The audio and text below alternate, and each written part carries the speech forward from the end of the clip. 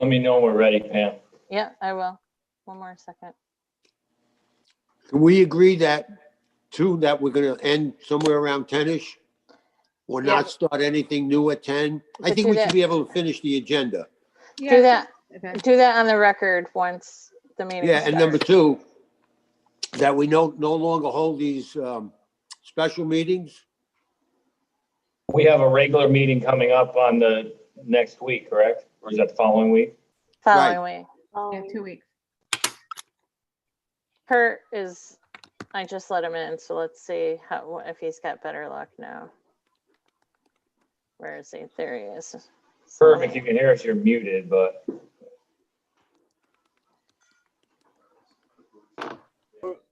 How's that? Yeah, we can hear you. Man, Okay, we're good. We're good now. Okay, Okay, good. All right, Sorry. you're all set, Russ, whenever you're all ready. right. Good evening, everybody. My name is Russ Davenport. I am the acting chairman of the Town of Winchester Inland's Wetlands, Wetland and Watercourse Commission. This is Thursday, December 3rd special meeting held remotely via Zoom.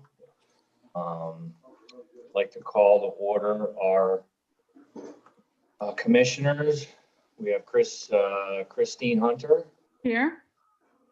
Jackie Mulvey, Here, Andrea Kowicki, present. Steve Molinelli, Present. Marion Marino, Present. and Kurt Chimney. yeah,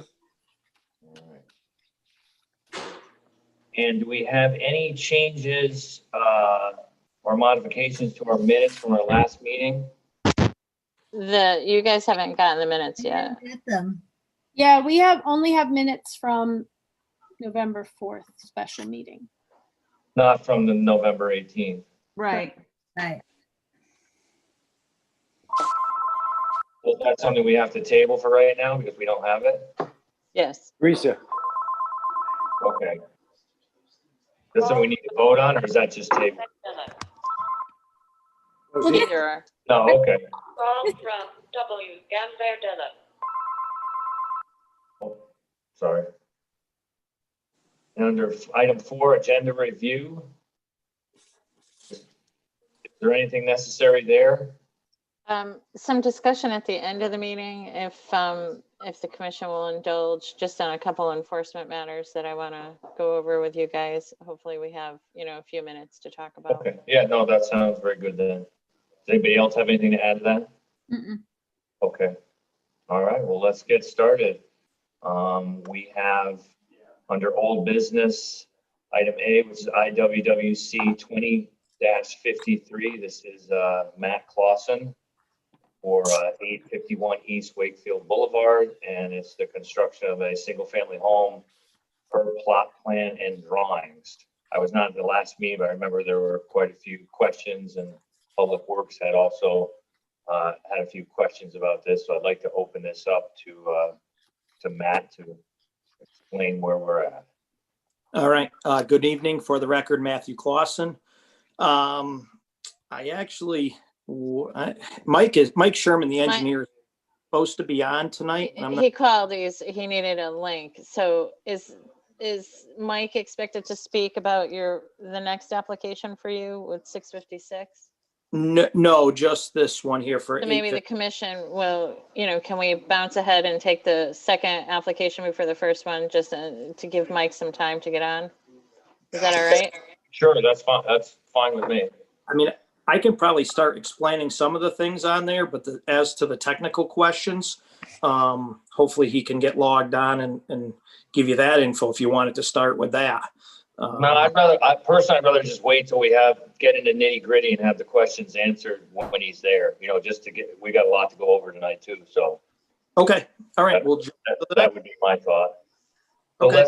we'll table this 20-53 and move on to IWWC 2056. Also, Matt Clausen, Pagano Trust for 656 East Wakefield Boulevard. This is a cantilever dock, install the new swim area, repointing on a wall, and installing a new shed. Okay. Good evening. For the record, again, Matthew Clausen, representing David Pago. Yeah, and last month we came before you, or last meeting, I guess, you had some questions about a swim area, some silt fence, littoral boundaries in regards to the boat lift and actually the boat lift size.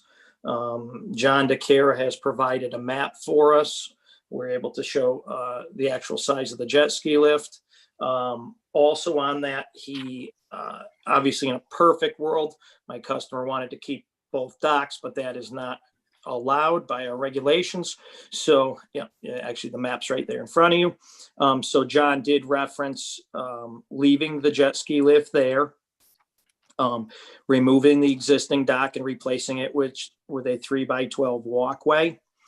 The cantilever dock wood is going to stay as existing. Again, he shows the littoral boundaries on that, 14.7 feet.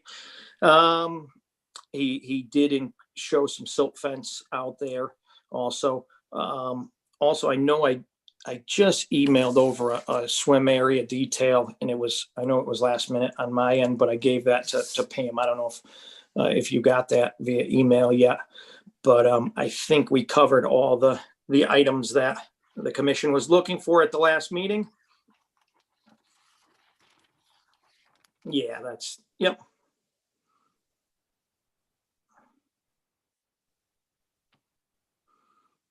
It just basically, it spells out the size of the swim area detail. It is going to reference the stone walls going around the outside of that area, obviously to match existing. I think that's it.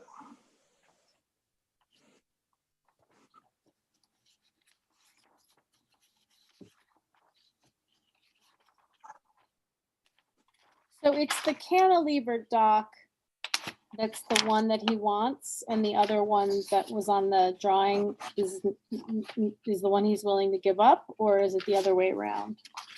Correct. There was an existing dock on there to the right side of the drawing. It was, it was 5 feet wide or so. It protruded out 30 feet or so. But by the zoning rate or the wetlands regulations, I believe he needs over 150 feet of shorefront to have 2 docks.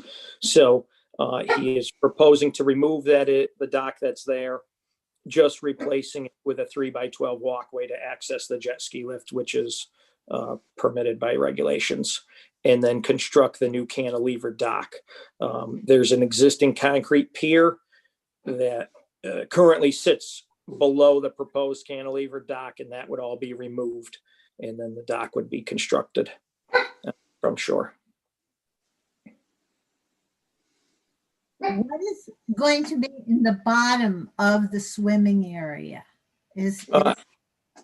We're hoping to rake up some of the existing lake bed that's there right now and backfill with that.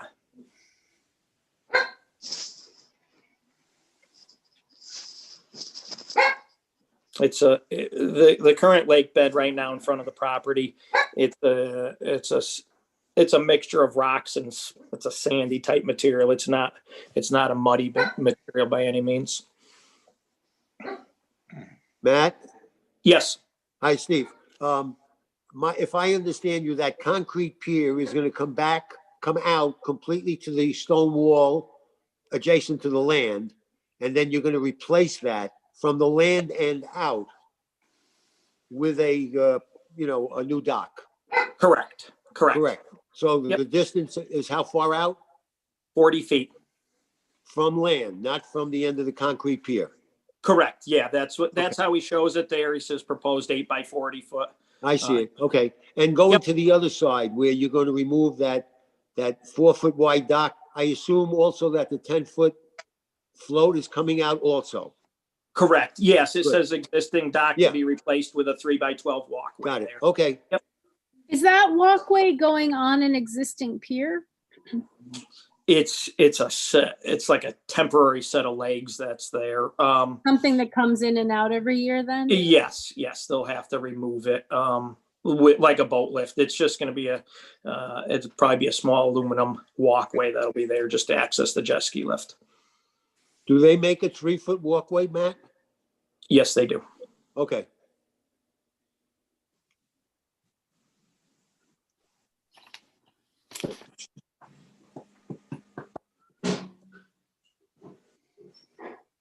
Pam, without the minutes rather, is there anything else that we brought up at the last meeting that we missed now? No, I think that this updated survey addresses all of the issues that were brought up last meeting.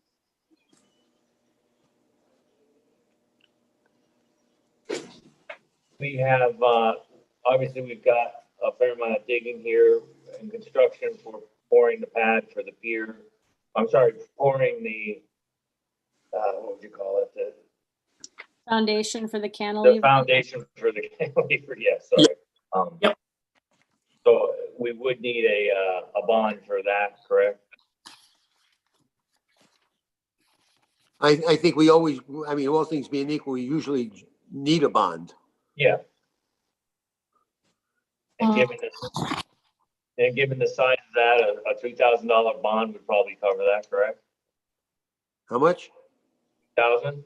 Yeah. Wouldn't it be more because of the digging?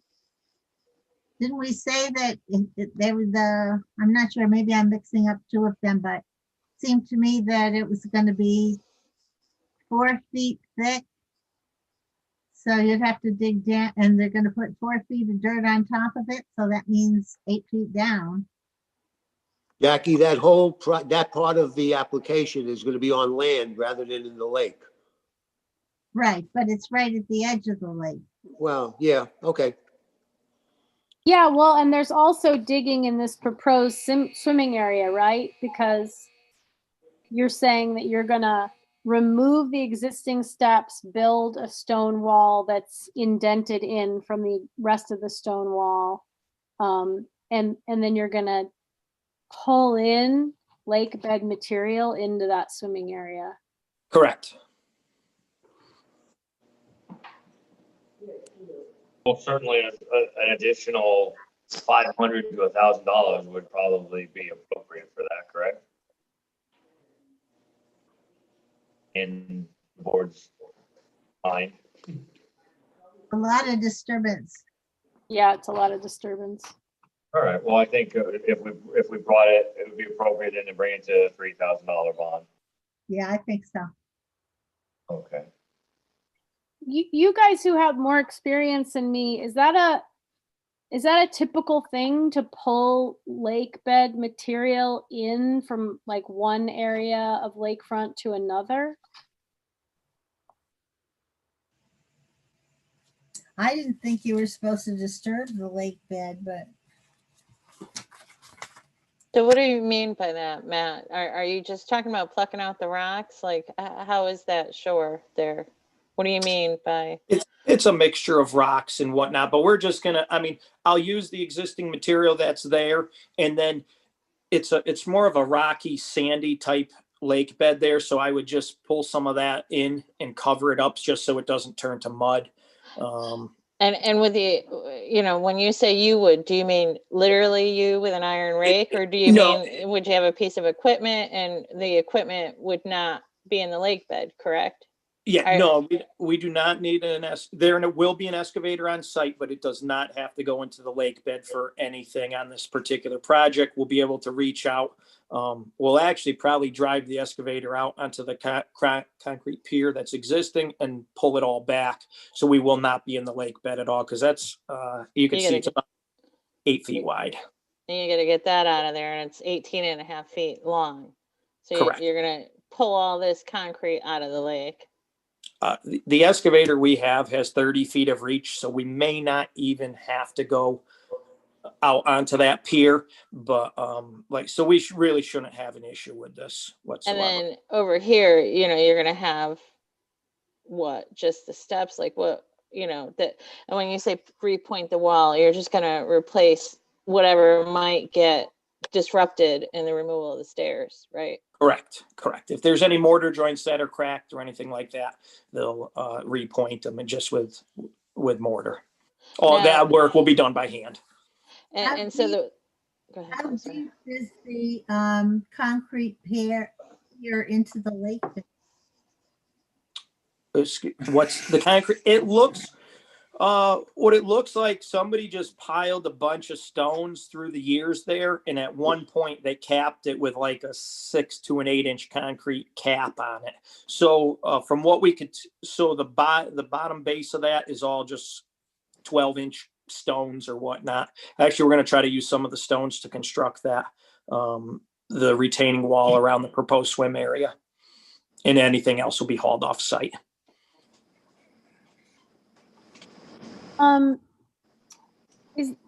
Would you guys be, or do you think is the owner on this call? Is the property owner here? I don't believe he's on tonight. I'm wondering if the property owner would be open to pulling that vegetative buffer around the new proposed swimming area where you're removing the stairs, because bringing lake bed into that area, I understand the intention is to try to stabilize it and to, mitigate any sort of like eutrophication that could happen in that area, mud getting in or mud sort of taking over. But it would really also help to have a vegetative buffer around that area as well, since that's going to be newly exposed, essentially like lake area. Yeah. What I had proposed was a stone wall along the back side of it, or I should say, like closer into land to prevent any erosion from happening at that point. And the other thing, I'm sure they would be open to wrapping the vegetative buffer around it a portion. They'd probably like to leave a little bit open to gain access. Yeah, correct, where the pointer is right now. There's no stairs going into the lake at all? Like it's that shallow? Yes.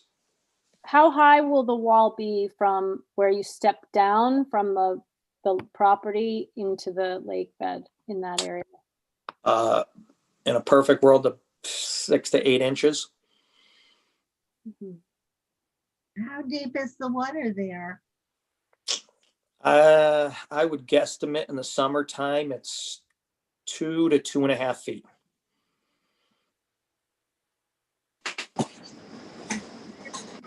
Right there? So, sorry, it's 2 to 2.5 feet high in an area that's only going to be 8 inches high? No, the back side of it, it'll be sloped down along. It'll be like an 8-inch step down, and then it'll slope down to meet the existing grade, right where the pointer is there, correct? But you're going to effectively have to create that grade. Yes, I am. The water is pretty deep there, isn't it? Well, I don't feel it's that deep. That wall at the most is probably 4 feet tall, and I know it sticks up probably 18 inches above the high water mark. Actually, John has got an elevation right there.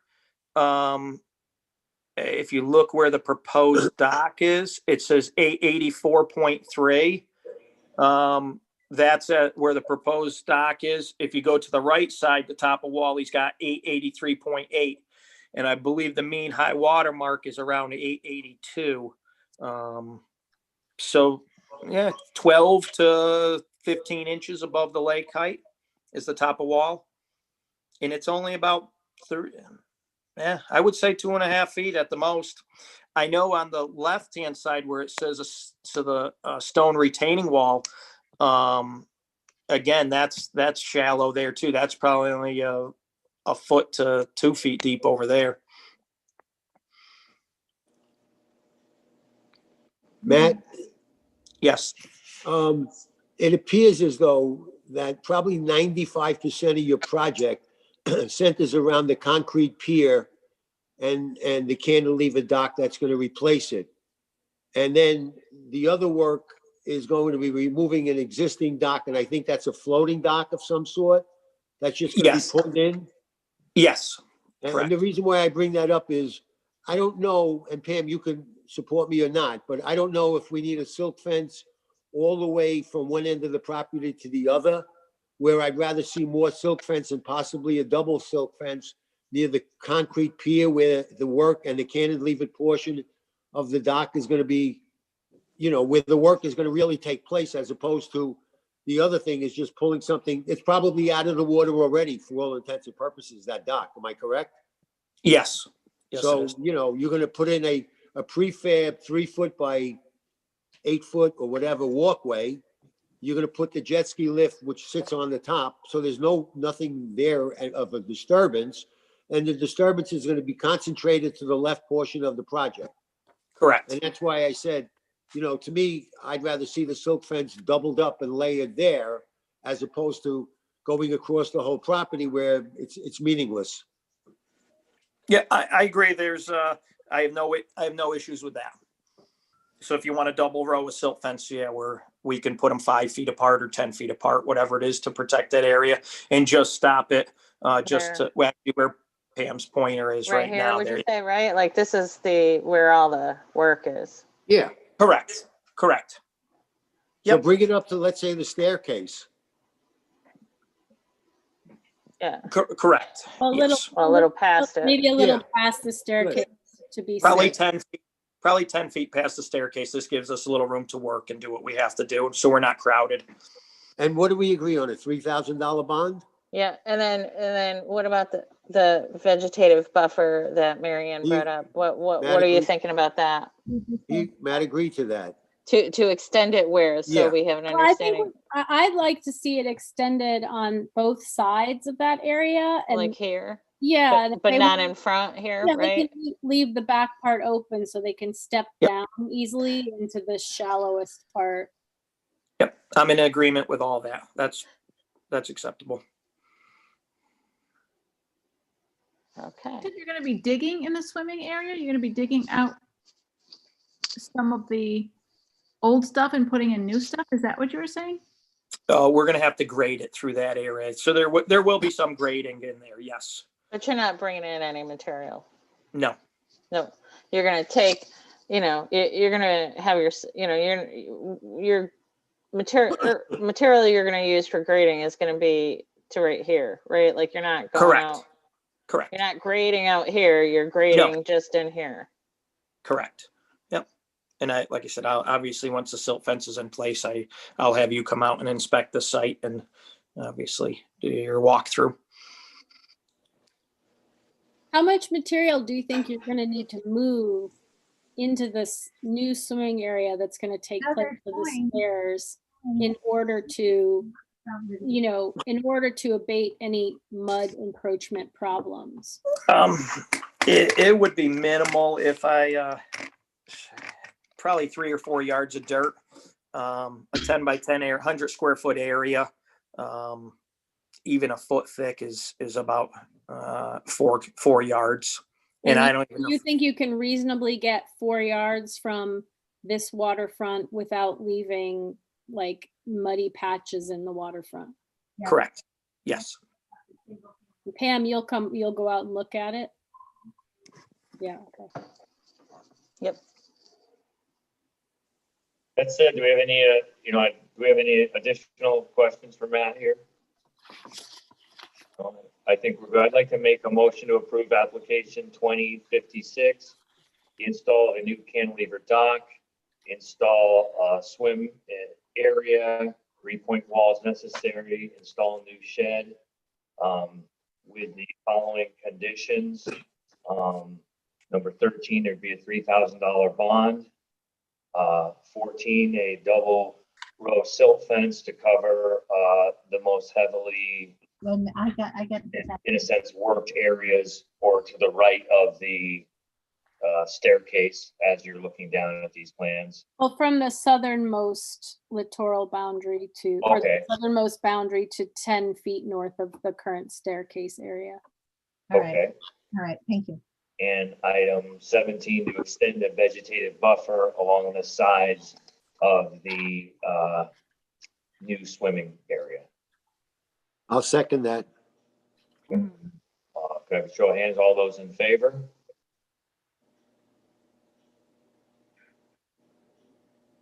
Jackie?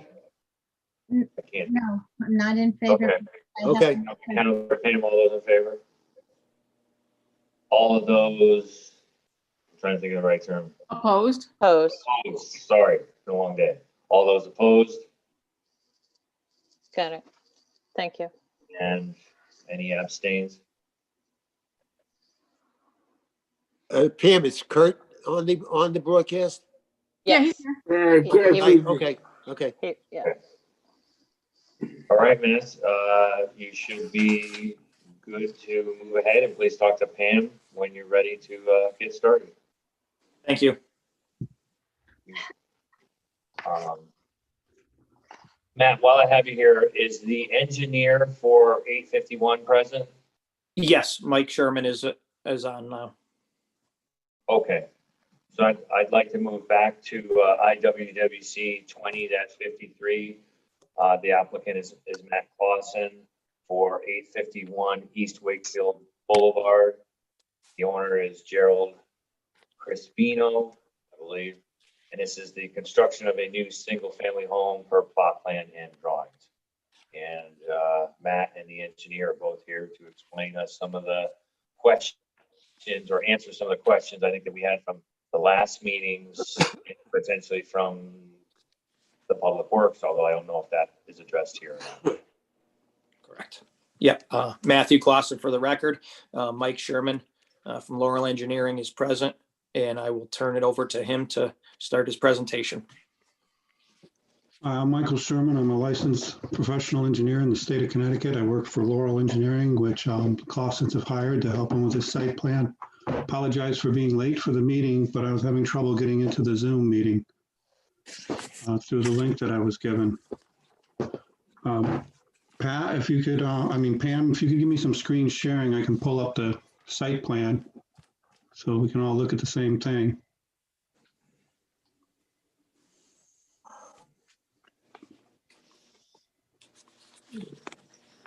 It's still disabled.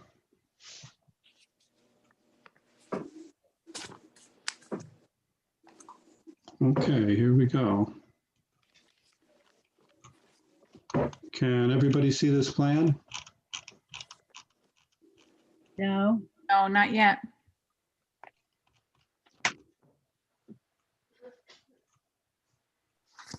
Let me try that again. There we go. Now can we see it? Yep. All right, well, I sent, Actually, I wanted to step in before we get going too much on this. Has everybody seen or I'm looking at, the printout of what had been discussed with the Public Works Department. Is that was dated on the 18th? Is that something the owner has seen and is going to be, or most of these, 'cause I think there's a lot of very valid points. Are these something that are going to be addressed? There's been revisions that, Okay, but this is something that's on the table that everybody's seen, correct? I just don't want to go through a whole bunch of stuff and realize like, oh, we've got all these questions from Public Works and either they haven't seen or aren't willing to address or in the scope to address today, correct? I just want to make sure that we're all on the same page to address these because I think that they were. there's been several revisions that, Oh. and I believe the commission hasn't been provided with all of them, but if Mike misses any, I'll make sure. Okay, all right, good. Just to follow up on Ray Russell's point, Pam, if the question is going to be asked, has Mike or Matt addressed the concerns of Jim Rollins in his letter? Or are we going to still be left with some things that aren't to Jim's satisfaction? There was a revision made this afternoon that Jim had more or less approved up to revision 3. You'll see the notes on Mike's plan. Mike, if you could move that over just a bit to show your revisions. And so Jim Rollins has not seen number 4, but he has seen up until number 3. And he's agreed with up until number 3? He's made some comments, yeah.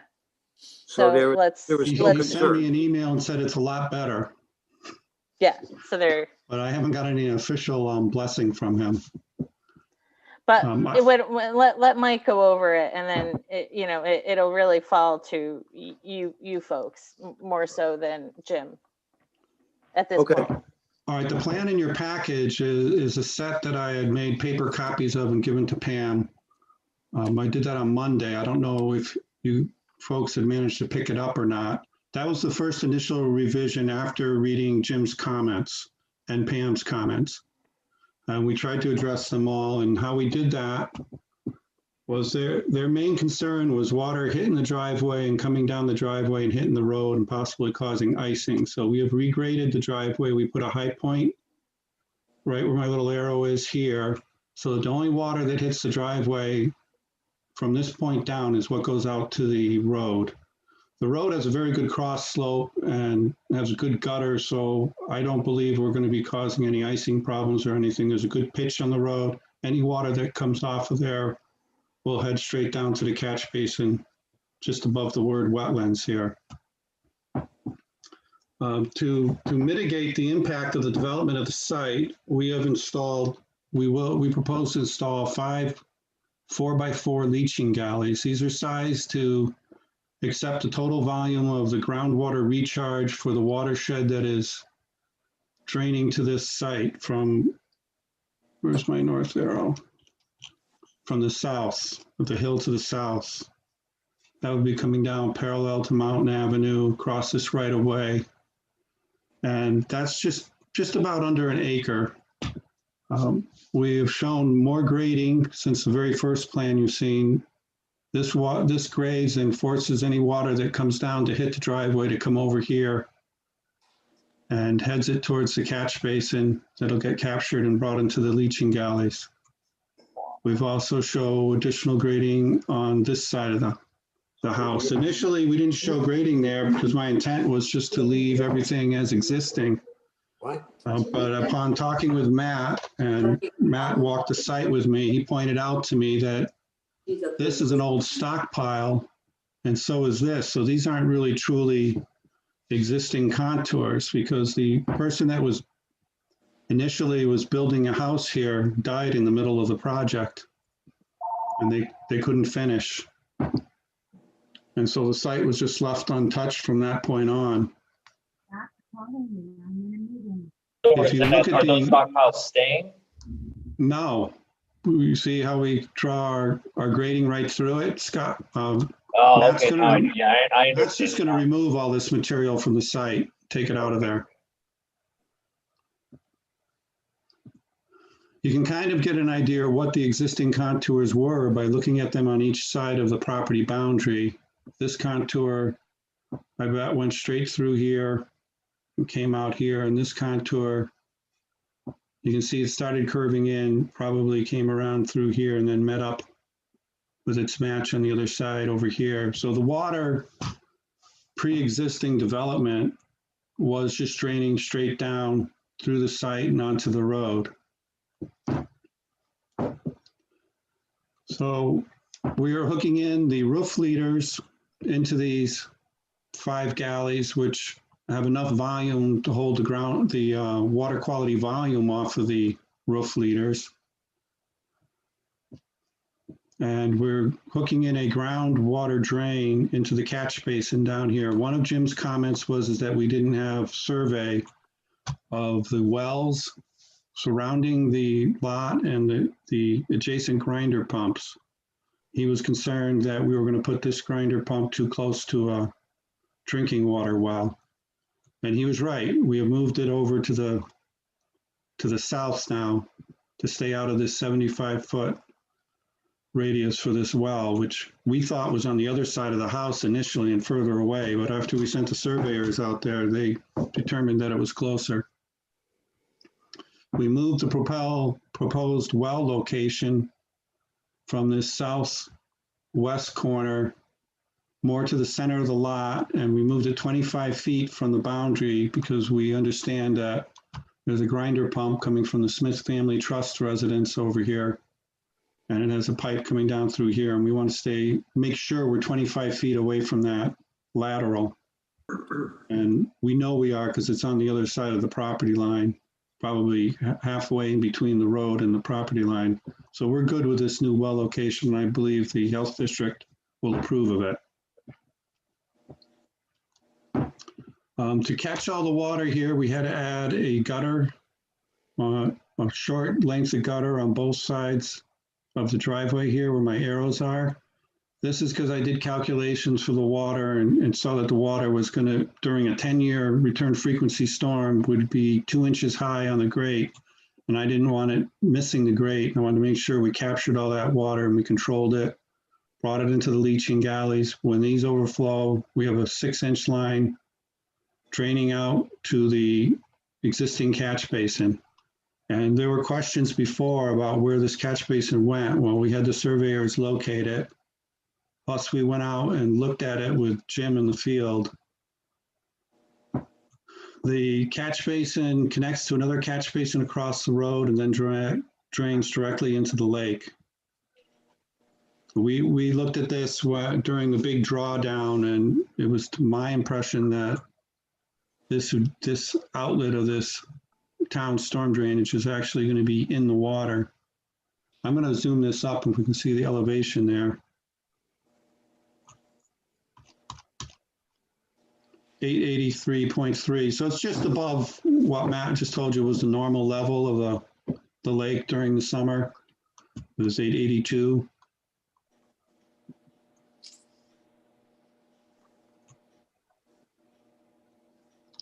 We show sediment erosion control, and we have details on our detail sheet for that.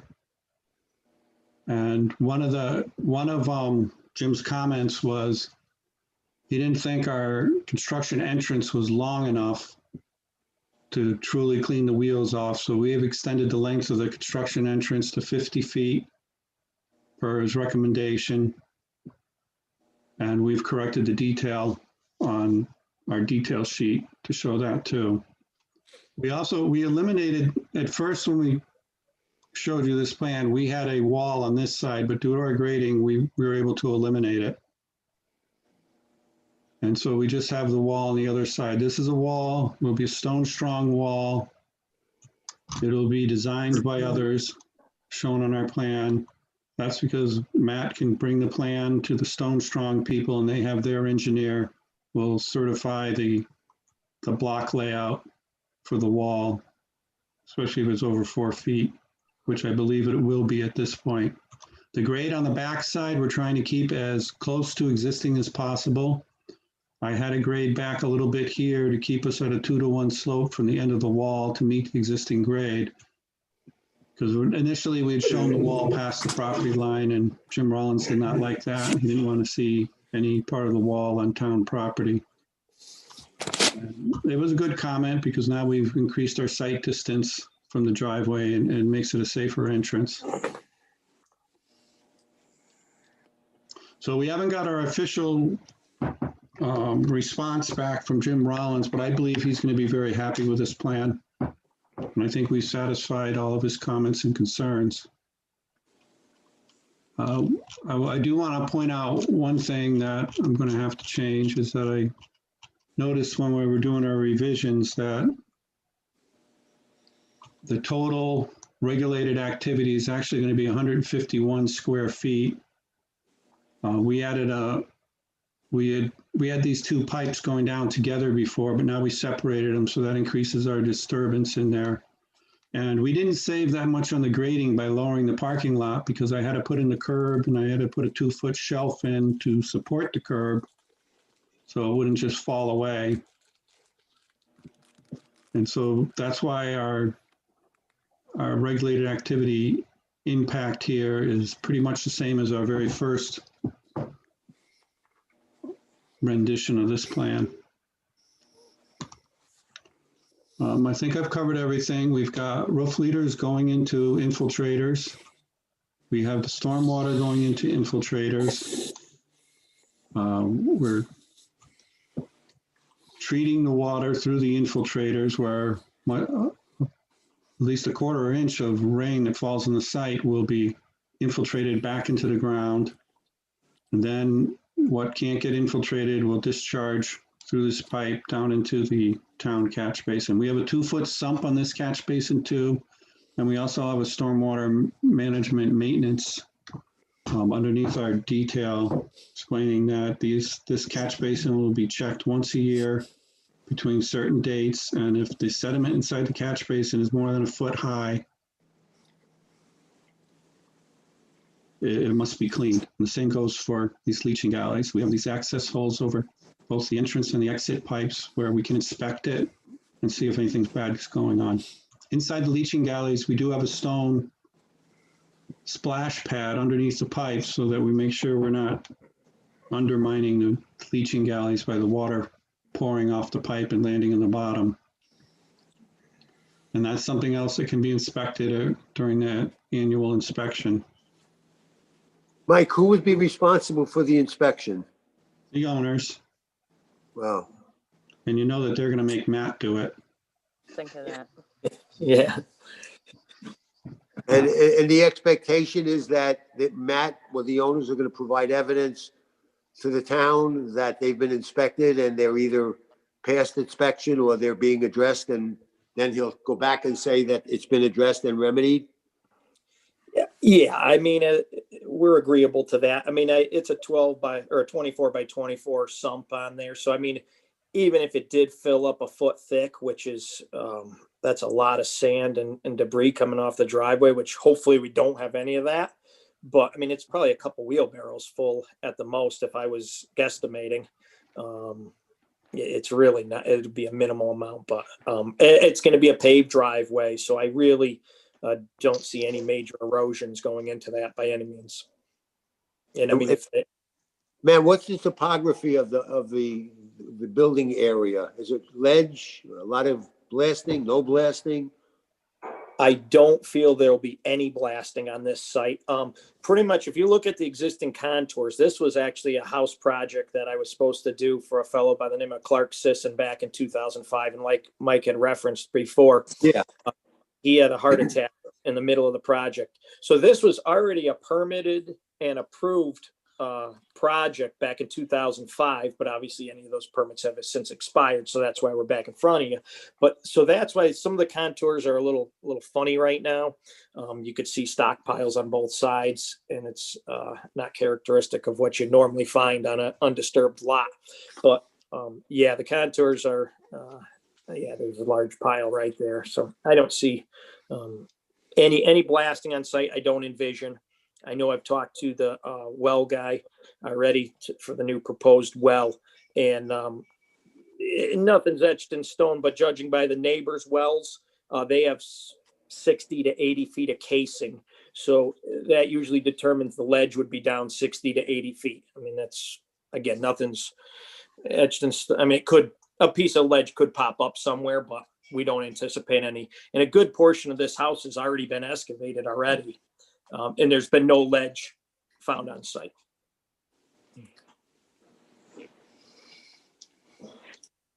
Mike, could you just highlight, if you can, anything that Jim Rollins pointed out in his letter that you did not address? I believe we addressed all his comments. Okay, only because we didn't see any of, we saw Jim Rollins' letter, but a lot of what you're bringing forth is very current to us. Yeah. Yes, well, Hold on, I'm gonna pull it up. Just so you see, these are Jim's comments. That Jim sent an email on Tuesday afternoon, explaining the revisions he made, and these were Jimmy's comments. oh, the one thing I did not give him was the detail for where the storm pipes meet the town catch basin. Right. I didn't really believe that was necessary. This is a standard practice, is to core a hole into a catch basin and add another pipe to it. Matt understands exactly what he needs to do at that catch basin. He's done it before. Yeah. Matt, do you have a problem giving Jim what he'd like to see?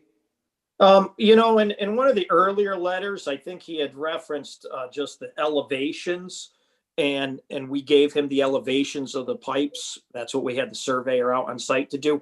But yeah, I mean, if that's the, you know, if that's his biggest concern, I have no issues going over that. And like Mike said, it's a standard thing. We core bore 2 holes into it, and then we use a hydraulic cement to plug it in, to plug it all. So there's no leakage around the pipes or anything like that. But yeah, I mean, there's no issues with that. If we have to provide a small detail on how we're going to do the project, and you know, and even if he wanted to come out and do a site visit while we're doing the installation, I mean, I'd be all for it. I mean, I deal with Jim on a regular basis, so So that would be an acceptable condition.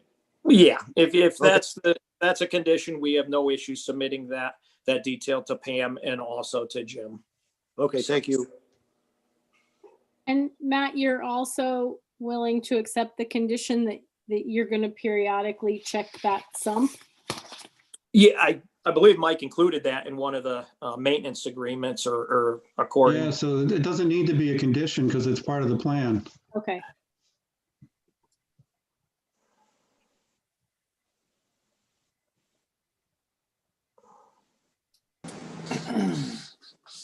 Something that it's not directly on the lake there. This isn't something that would be bonded through us, correct? Or as a No. requirement? Or? No, it would. You know, it's not because of, there's not that much activity within the review area. It's just the activity itself, the exposure, erosion. So whatever, you know, So it's a $1,500 bond would cover that, I assume. Or would it be something traditionally larger?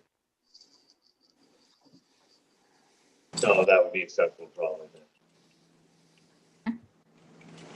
Yeah, overall, I feel much better about this from what Jim had mentioned. There were a lot of important things here, and that they have been addressed, you know, as much as possible. Or actually, they've all been addressed. I feel pretty, you know, comfortable, you know, moving towards a vote with this. I don't know if some of the other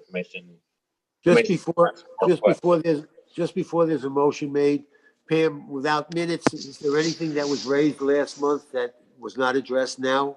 no, I think these plans have been Okay, refined and okay. Can I ask a question?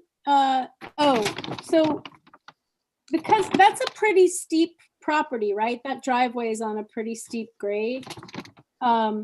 Would it be normal for us to ask for some silt fence to be put on the westernmost part of the building site, since there could be some runoff down across the road into the lake from there? I think it's on there. We show silt fence on the site plan.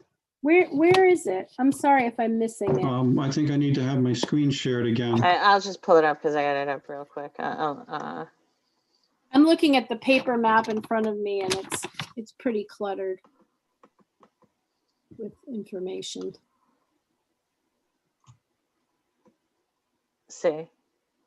Oh, okay. Great. Thank you. All right, then I'd like to make a motion to approve application 20-53 for the construction of a new single-family home as per plot plan and drawings. Conditions 1 through 12 are standard inland wetlands conditions. The additional conditions would be a cash erosion sedimentation bond of $1,500. And additionally, item 14 would be the owner to submit the detail of the piping going into the town catch basin. I'll second that. Just and the periodic cleaning out of that catch basin. Oh, that's in the minute. Okay, I'm So sorry. yeah. It's there already. Right. Okay. And all of those, show of hands, all those in favor? You have an anonymous vote there? Yes. All those those opposed? Was there anybody opposed? I'm sorry, I couldn't quite see. Oh, it was unanimous. All right. All right, Matt, thank you again, and please speak with Pam before you get started. Thank you. Have a good night. Thank you very much. Good night, guys. Right. Good night.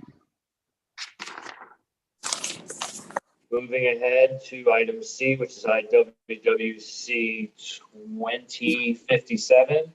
The applicant is Mark Beecher. There's a bunch of owners here. Trustee, under the Bernie Trust. I think it's called the Bernie Trust. I'm not sure. And it's 408 East Wakefield Boulevard. The proposal is for a second floor addition over existing single story, a single residence, add parking and walkway. And is the owner here? I'm just looking. Hi, this is Mark Beecher. Hey, I'm Mark. representing Robert and Patricia Burney. They're out residing in California. And I would have with me Mike Bowe, architect, and Dennis McMorrow from Berkshire Engineering. And this application was accepted at the last meeting. We're looking for approval so we can get in front of ZBA. Okay.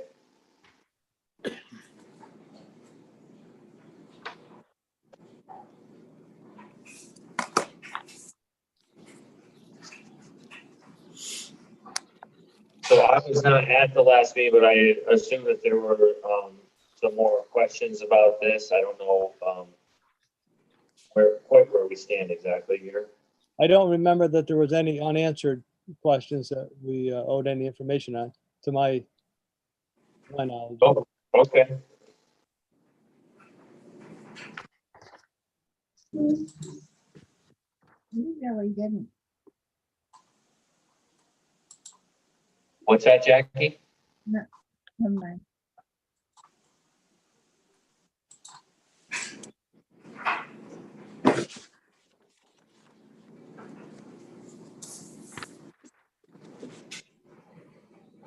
Pam, was this something that you had in our last meeting had some questions about? Tonic water with ice. No, this was, I didn't have any.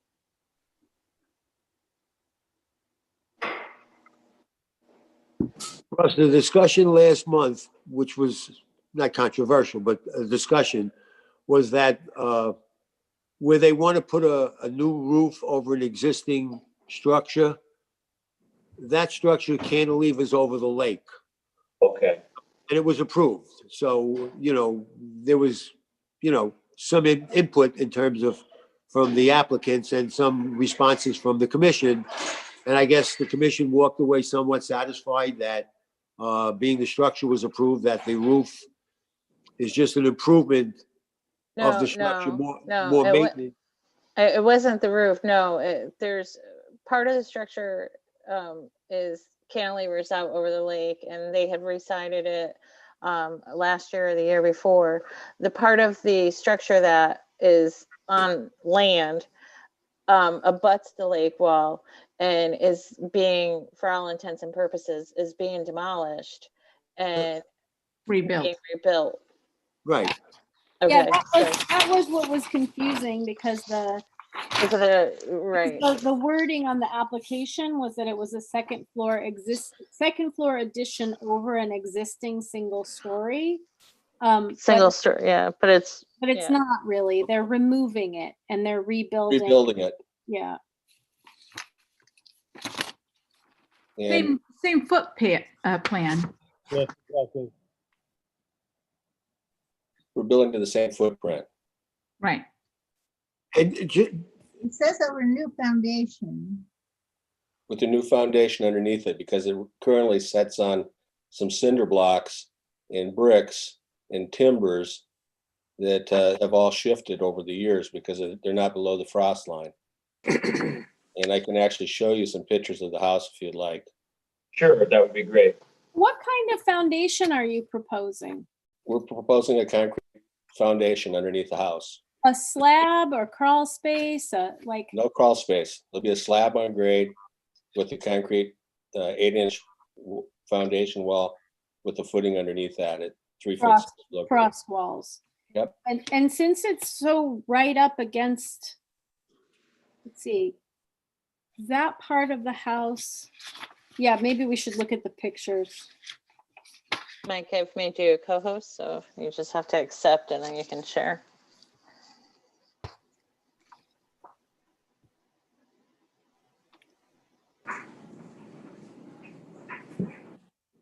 Just pick that up over the share screen. Yep.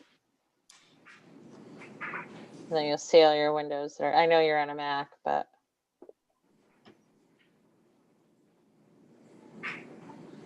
Nicole? Thank you. Top of that. Yeah, just paper. Gets thrown out anyway.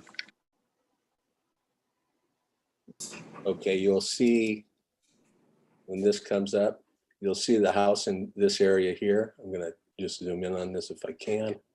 I have to move bodies here somehow. Yeah, it won't let me get up there. This, where the light gray is, that's what we're removing. So it's all back of the lake wall. Let's see if I go down closer. You can see the lake wall is here.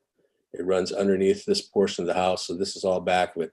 That's one of those footings that I was telling you about. It's just some blocking, stone. You can see the same thing here.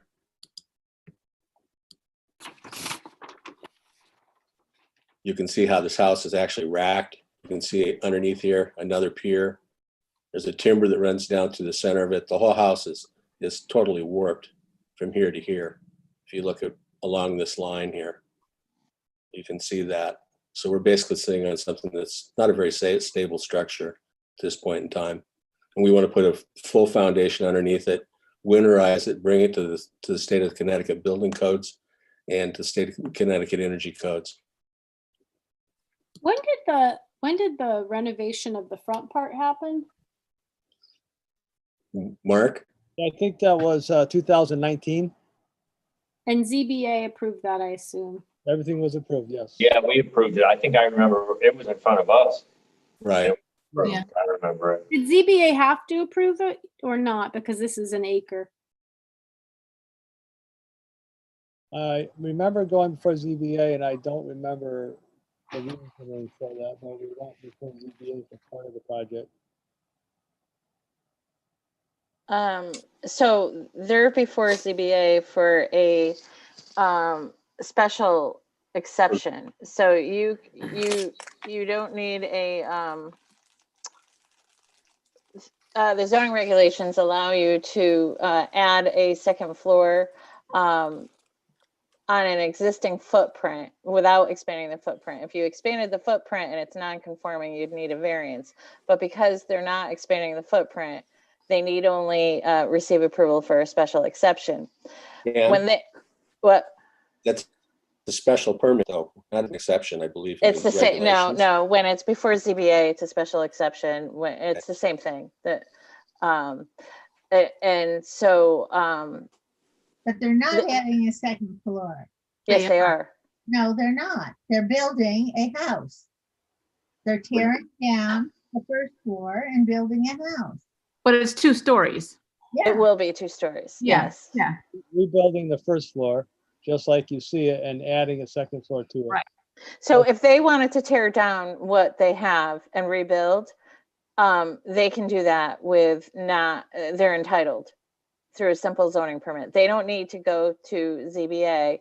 If ZBA says no, you can always say the house is 2 feet off the boundary line, and you want to rebuild it and not make it better, not reduce the nonconformity. You can without needing to go to ZBA. And so in this case, if they were to get denied by ZBA for that second floor, they need only come in for a zoning permit to, they would still need wetlands approval.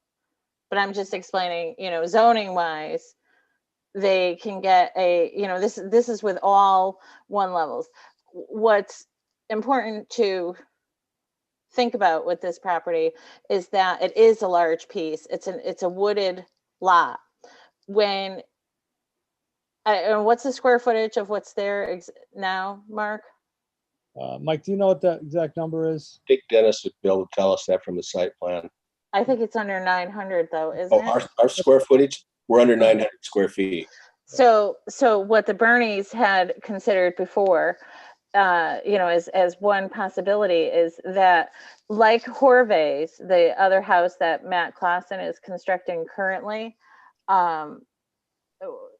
they could keep this and come in and build a whole massive house in the middle of that tree wooded lot, because you can get an accessory apartment of 900 square feet. And that's exactly what Horvath's are doing over by Cirques, if you're familiar with the house that I'm talking about, the new one under construction. So by constructing what they're doing here zoning wise, then that reduces, they would only then be entitled or able to go before zoning board of appeals somewhere down the road for a 900 square foot dwelling on the property rather than, a larger dwelling. So it's just something to keep in mind, as that they're going there's I guess you might say they're taking a modest increase in square footage here, rather really than what they could with that large 1 acre piece. Is there anything, my question, is there anything being done with with changes to any of this? I mean, this is all existing, correct? The changes in the septic or I assume there's a well on this property? There's an existing well, which we know it works, but we have yet to prove out with a well company. And the sewer pump has no pump in it, never been used, but it's right there where Mike has got his cursor. And that right now we plan on leaving that right where it is. And you're going to connect to that? Yes. You're going to connect to town sewer. Yes. Because they're existing now, there's some form of a leaching field or no? Or has the property not being used in that way? This is all town sewer, as every other. So it is connected to the town sewer? Yeah, yes, there's a. Oh, I'm sorry, I misunderstood. I thought you said it was not, and there was no pump in it. No, there's no pump in it because it's never been used, but the tank and all the force main is connected to that tank right that you see there in that picture. It's just never been used yet, but it was put in whenever they did all the town sewers in the pumping chamber. So the pumping chamber is there. We just have to hook up to it and purchase the pump and have all that installed. Well, where is the sewage going now? There isn't any. There is no bathroom facilities on site.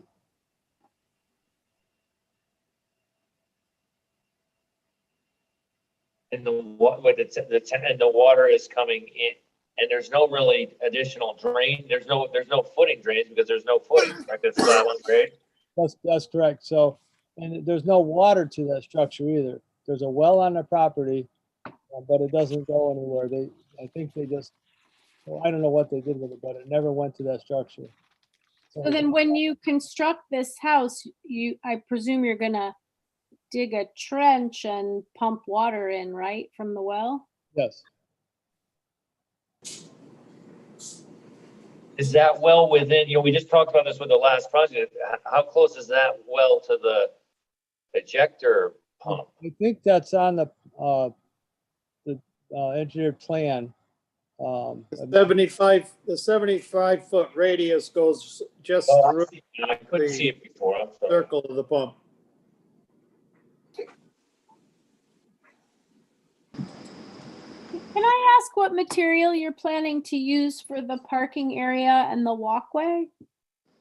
The parking area would be a processed gravel. I don't know if the owners are looking to pave it on top of the processed gravel. The walkway down from the parking area to the deck is a permeable paver walkway, and we have a detail on the site plan showing the different stone layers for that. Mark, do you know if the Bernies are planning on paving the 3 parking spaces? Not at this point. Okay, so it'll be a processed gravel parking area and a permeable paver walkway to the deck. But in the future, to Pam, to pave, if they're prepping that, I mean, to pave it, you would need an addition, would that have to go through zoning to pave that, or? Only through zoning if it changes the coverage to exceed what's allowed, which is 15%. But the impervious is already considered. I mean, the gravel is, I'm looking for the zoning table. Yes, we are considering that processed gravel driveway as impervious, Pam. Okay. Yep. And with these improvements, we're only up to 5% impervious. Okay. And that's noted on the, in the chart. So we're well below the 15% criteria for the lake property.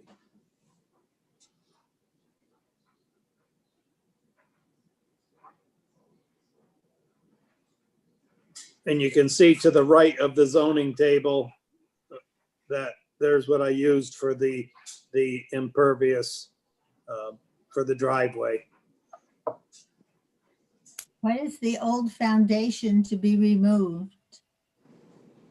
What was that question, Jackie? I'm sorry. I see where it says old foundation to be removed. There was a garage there at one time, and I believe it fell in. Mark might have better information on that, but that's just the remnants of a foundation there. Right. There was a structure, an old garage that had rotted away. That was taken down some years ago.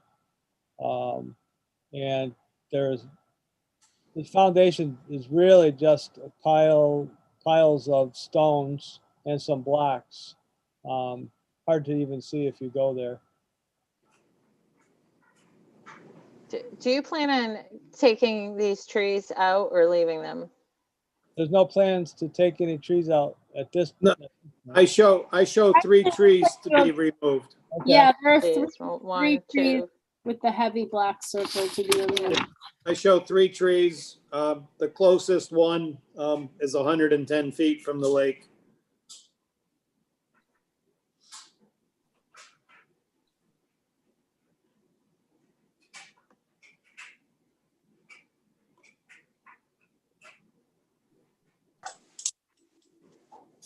So, And you can see on the temporary access driveway that we have, I brought that through. I brought it around in a big arc to go through and around existing trees to not cut down any more than we had to.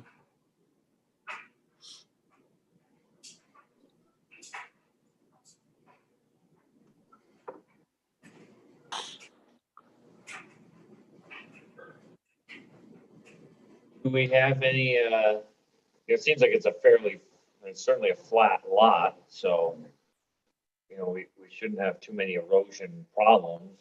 Yeah, it ranges from 4 to 10% going down. So it's pretty gently sloped compared to many around the lake.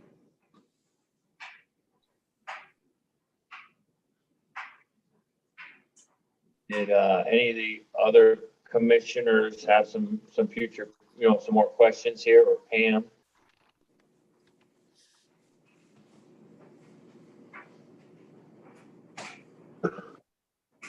Steve, are you? Yeah, I think initially the confusion was over the language of the proposal where it said second floor addition over an existing single story.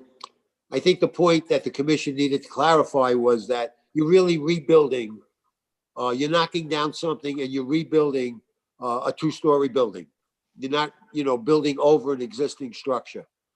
So I think we've clarified that, and I think the applicant has satisfied our concerns and, in terms of dimensions and where everything was going to go, and on a slab. So I think that's been satisfied, at least to my satisfaction.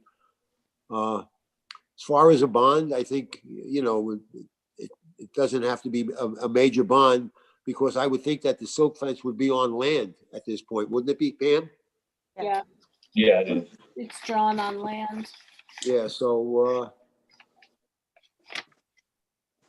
any thoughts about a bond, anybody? I would say a minimum, a $1,500 bond would be fairly standard. It seems like what we're doing with these. Okay, All right, that said, I'd like to make a motion to approve application 20-53 for 851 East Wakefield Boulevard to construct a new single-family. Oh, no, read the wrong one. Sorry about that. 408. Yeah, 2057. 2057.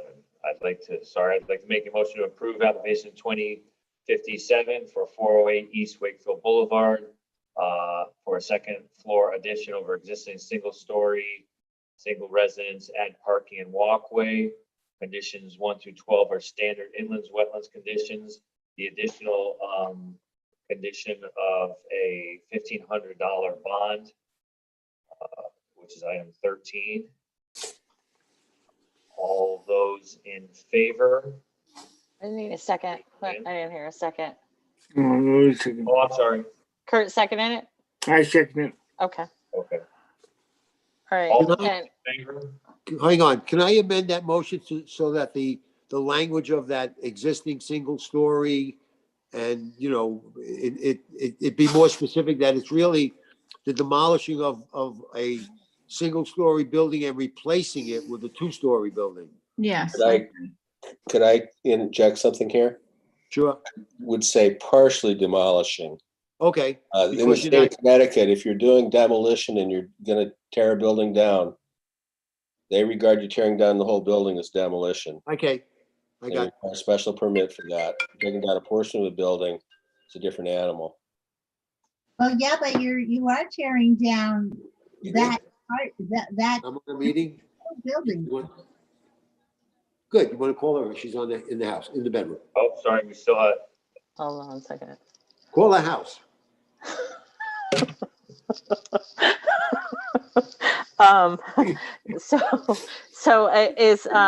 Let's try this. Partial demolition of existing, demolition of, no, I don't have it. Demolition of, Partial demolition of existing structure. yeah, is that good? I don't know, does that satisfy what Jackie's question is? I mean, And replace with two-story, single-family The residence. thing is, you put a roof on an existing, Call from Cousin Maria. we're considering it separately, right? State of Connecticut looks at this as a partial demolition to the state building code. They don't look at it as a demolition. You have to take down the full building to be a true demolition.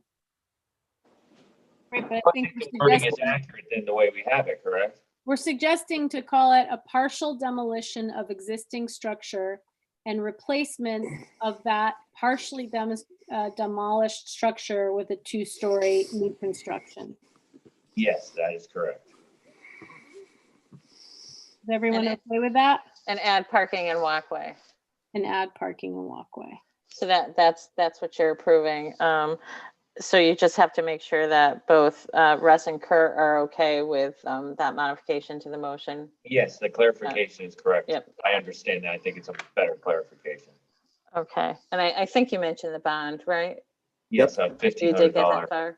Okay. Yeah. And Kurt's second still stands, correct? Yep. Okay. All right, then, all those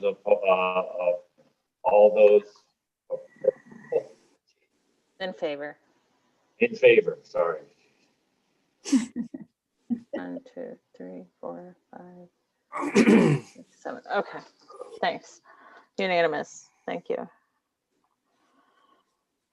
All right, I think we have an approval here, and please contact Pam before you get started on this project, and thank you for all your time.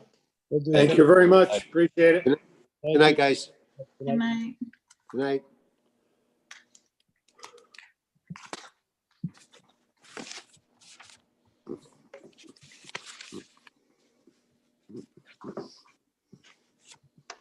Next on our list is item D, which is IWWC 20-58 at 504 East Wakefield Boulevard.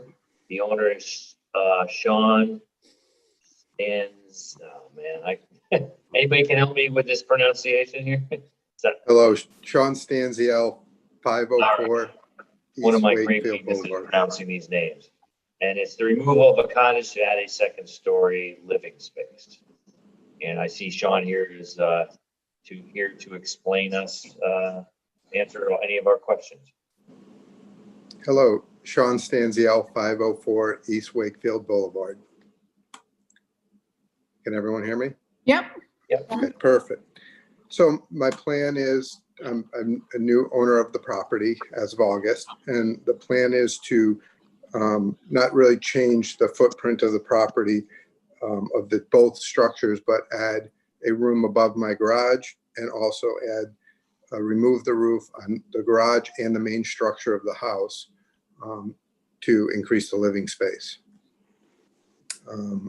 The increase to the, well, I guess the change to the property, as you can see on the table, is I'm reducing the coverage area on the property from 38% to roughly 32.9%.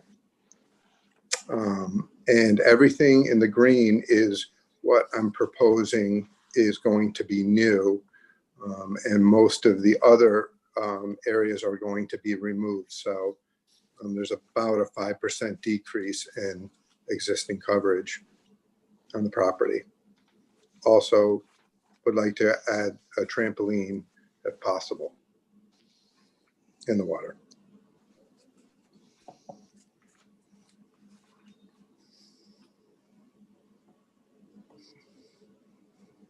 So the house is going to be,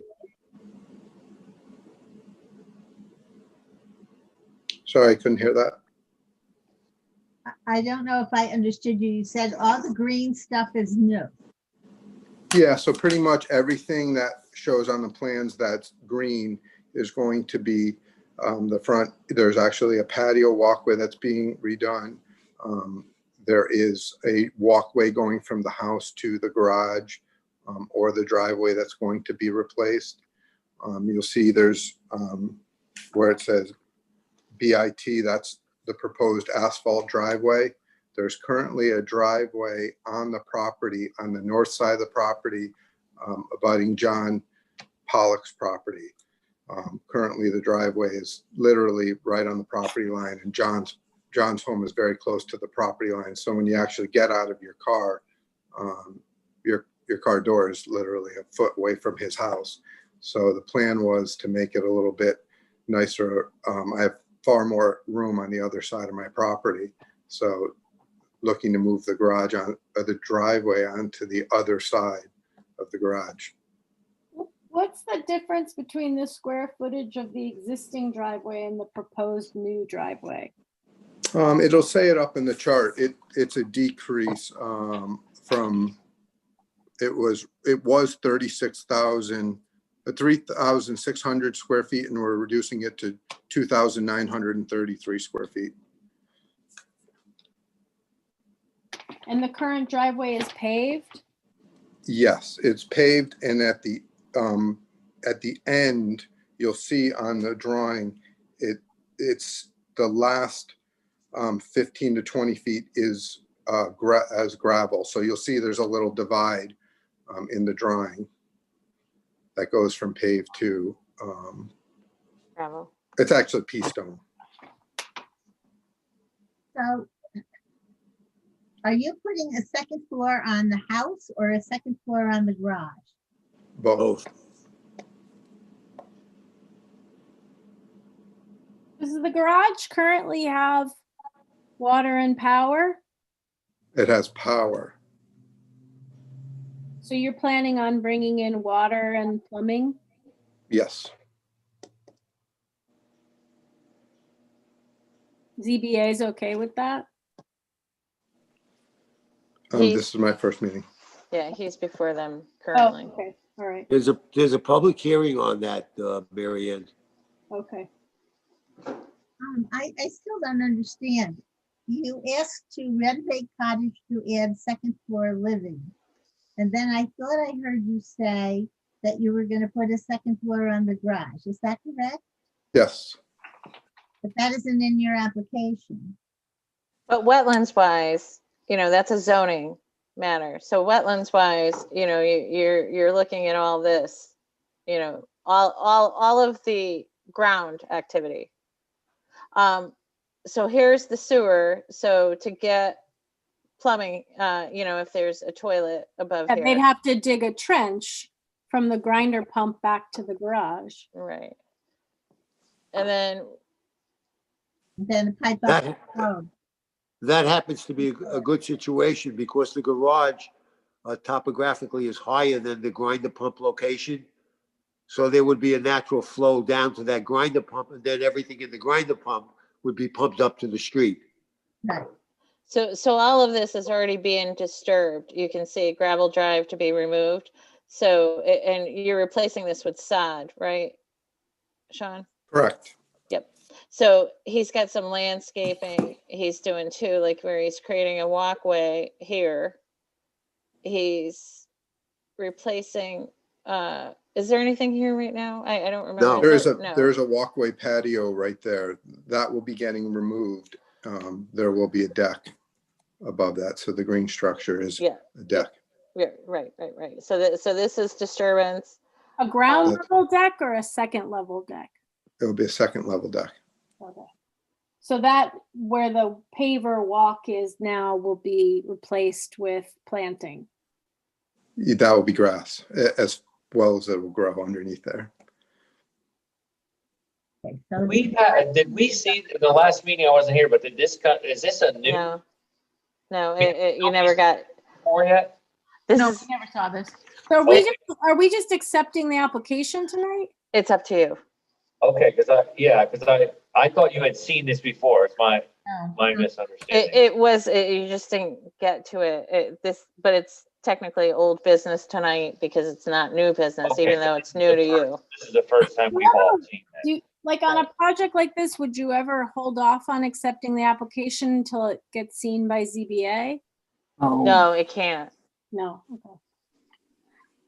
Well, I think we're we're just looking at potentially accepting this application. In my mind, I don't see a lot of, initially, I don't see a lot of detail here that I'm used to seeing.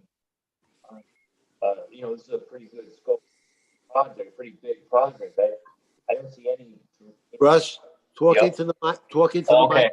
Yeah. I was saying, I don't really see that much detail as much as I'm used to seeing for these plans. I don't see any I don't see any drainage proposals on this, which concerns me a little bit. Yeah, especially with regard to the new driveway and how it's going to drain out into the storm drains in the road.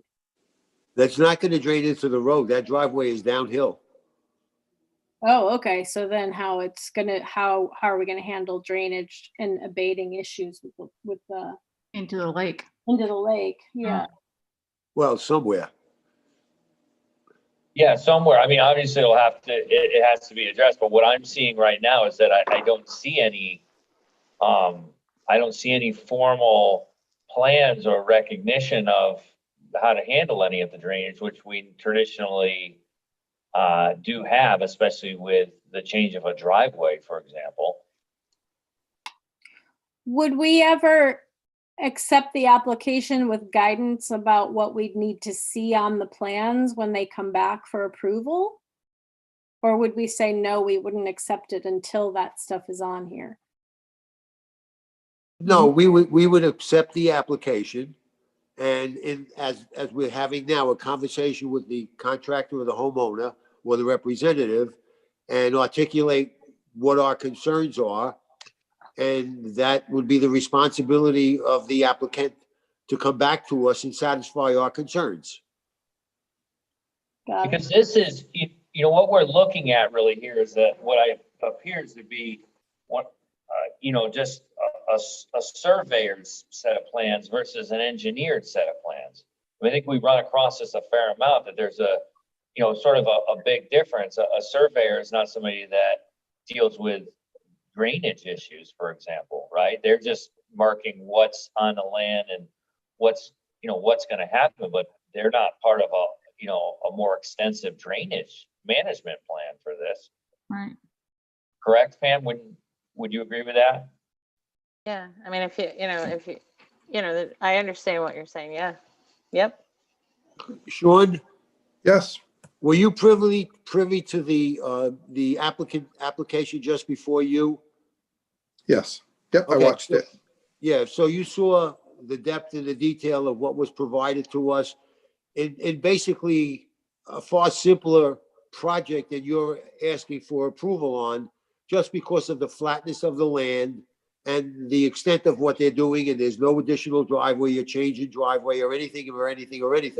And yet there was, a lot of viable information that we need to talk about, or we need to hear from you. So that might be a good guide as to how you should have to proceed. Sure.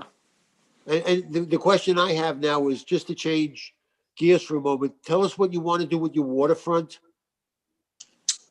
Not so much change to the waterfront. We do want to add the ability to have a trampoline.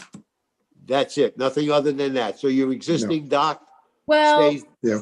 but that existing dock, like, we're gonna wanna register this dock, and it looks like it's over the littoral boundary, right? That's why you guys should always want surveys, Yeah. because you wouldn't know this without a survey, and now you get a survey and you see. So now what? So, but we've talked to him, and when, and I've explained to him that, when it comes time, that dock won't be going back where it is currently. But is that a separate, that's really a separate? Well, he's not, he's not requesting, any repairs or anything to it. And, Sean, you can probably speak to it. Like, I'm sure that when the dock has seen its day. Yeah. I mean, I'm hoping to address that problem when I have to redo all that and buy a new dock, and, buying the property with that existing condition. I was hoping, I believe that if you have that condition, are you allowed to keep that condition? And this is where, like, the grandfathering has come in, where where we're always saying, oh, well, that dock's grandfathered. It's grandfathered to the extent that it stays until you need to repair it, or the wall. Like, once you need to repair it, Then then it has to come into compliance. well, then the commission can certainly request that it, like, that's up to you. Yeah. But right now, I think two things. One, if you're not addressing any changes to the dock and the boat lift, which you say you have out there, then we're not pushing you to come into compliance with it. Two, the only thing you're asking for is the trampoline. So we would then be obligated to determine whether or not you're entitled to the trampoline based on your square footage of usage on your waterfront. You probably are, without knowing. Well, I don't see. What we need are dimensions on Yeah, the that's what I'm existing saying. boat- I don't see that. Yeah, we need And- dimensions on the existing boat lift. Pam, could you move the screen up higher, and maybe there are dimensions going across?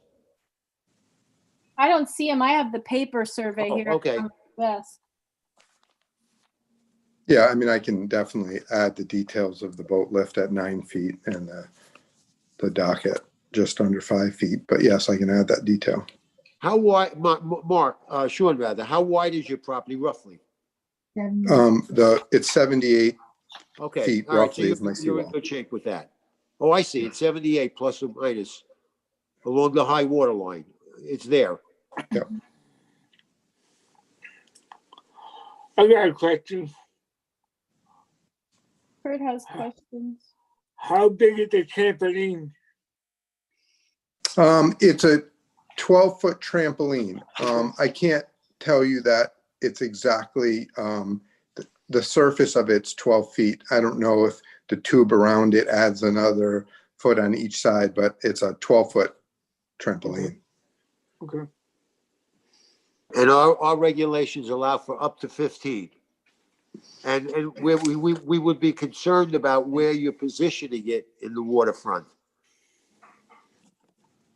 Yeah, you mean the distance from shore Shore. or? Both, and Oh. littoral. It looks like it meets littoral. It's really just a distance from shore. It can't be what, more than 50? 50 at the This furthest end. end, Yeah. at the outside end, Yeah. right. Yeah, yeah. Yeah, I can, So I think that would be good to see also when you come back, Sean, in addition to dimensions of the existing dock, boat lift and jetty, the true dimensions of the trampoline from edge to edge, the true diameter, and the distance from shore. yeah, I just use my ruler. It is at the far end. It is just about 50 feet on the far end. I just checked it with my ruler, but yes, I will add that to it. And then I'm gonna let Steve and Russ talk about what they'd like to see in the plans as it relates to drainage and probably plantings, right? Yeah, we're looking for as much detail with these. And I think what it really comes down to is probably having an engineered set of plans versus a surveyed set of plans. Because then we see, well, what is the drain? Every driveway, even on a flat lot, drains somewhere. It's pitched to one side or the other. So Understood. What's that? Yeah, understood. Yeah. So we need to see, okay, well, where exactly is that going, and what if there is any existing drainage from the downspouts that are on the houses now? Are there footing, is there a footing drain discharge area? What is an overall drainage plan? I mean, that's very standard for all these lakefront properties that we deal with. I know it's a fair amount of work, but it really is. It is the standard, along with specs on, what type of stone, what type of permeable pavers are being used, and what is the breakdown of the sub base underneath that, those sort of things.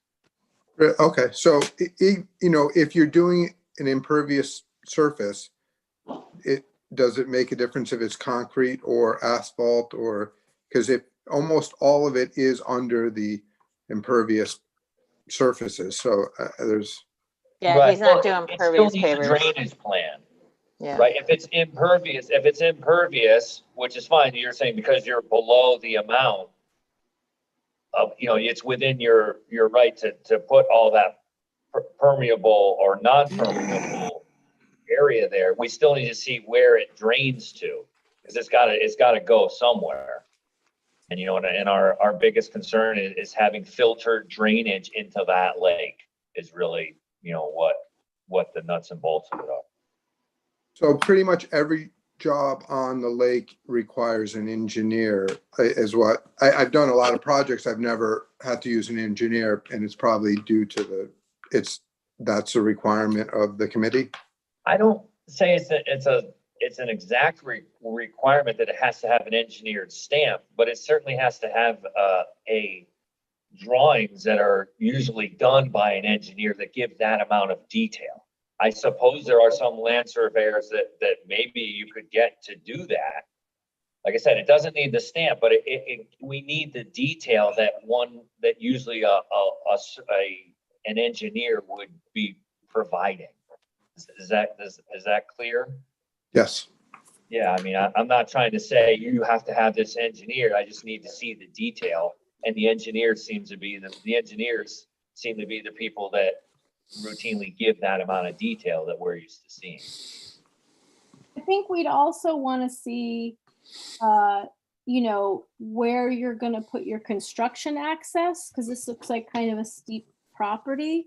So when you're doing the work, how you plan on accessing your work areas and where you're gonna put your sediment fencing, that should come in next time we see you as well. I have a question. Is the littoral line and the property line the same? Yeah, I had that question too, because there's that new green line that bisects the shed. What was the question? I missed it. She's Oh, that's asking, just the distance. I don't know where the property line is. I see something that says it's the littoral line, but I don't know, is that the same as the property line? Oh, because the littoral lines aren't drawn on. They're the 10-foot buffer, you mean? You want to see that? He just took it because this is a cove. He drew it out. I think I know what you're saying. Well, See where's how- the property line between Pollock's and? Yeah, yeah. The property line, this dotted littoral line? I guess, I mean, I'm not getting what you're actually asking for. she's Can asking you if the explain to me? littoral boundary and the property line are one and the same. No, you can see how he angled it. Yeah, I think you can see a little angle to it, right? Yeah, like he did that because this, where this property is situated, the surveyor comes up, what is it, the cove method? Yes. So that's why, you can see it's angled. But where's the property line? Right here. Are you looking at your screen? Like right here? Well, that says littoral line. I'm not Yeah, but sure it I also understand shows what the she's monument. questioning. It shows you the monument marker right next to the shed. Okay, if they're the same, that's my question. Is that Okay. line the property line? Yeah, they're connecting both monuments from the street side to the lake side. Okay, then that is. That was my question. So it goes right through your dock.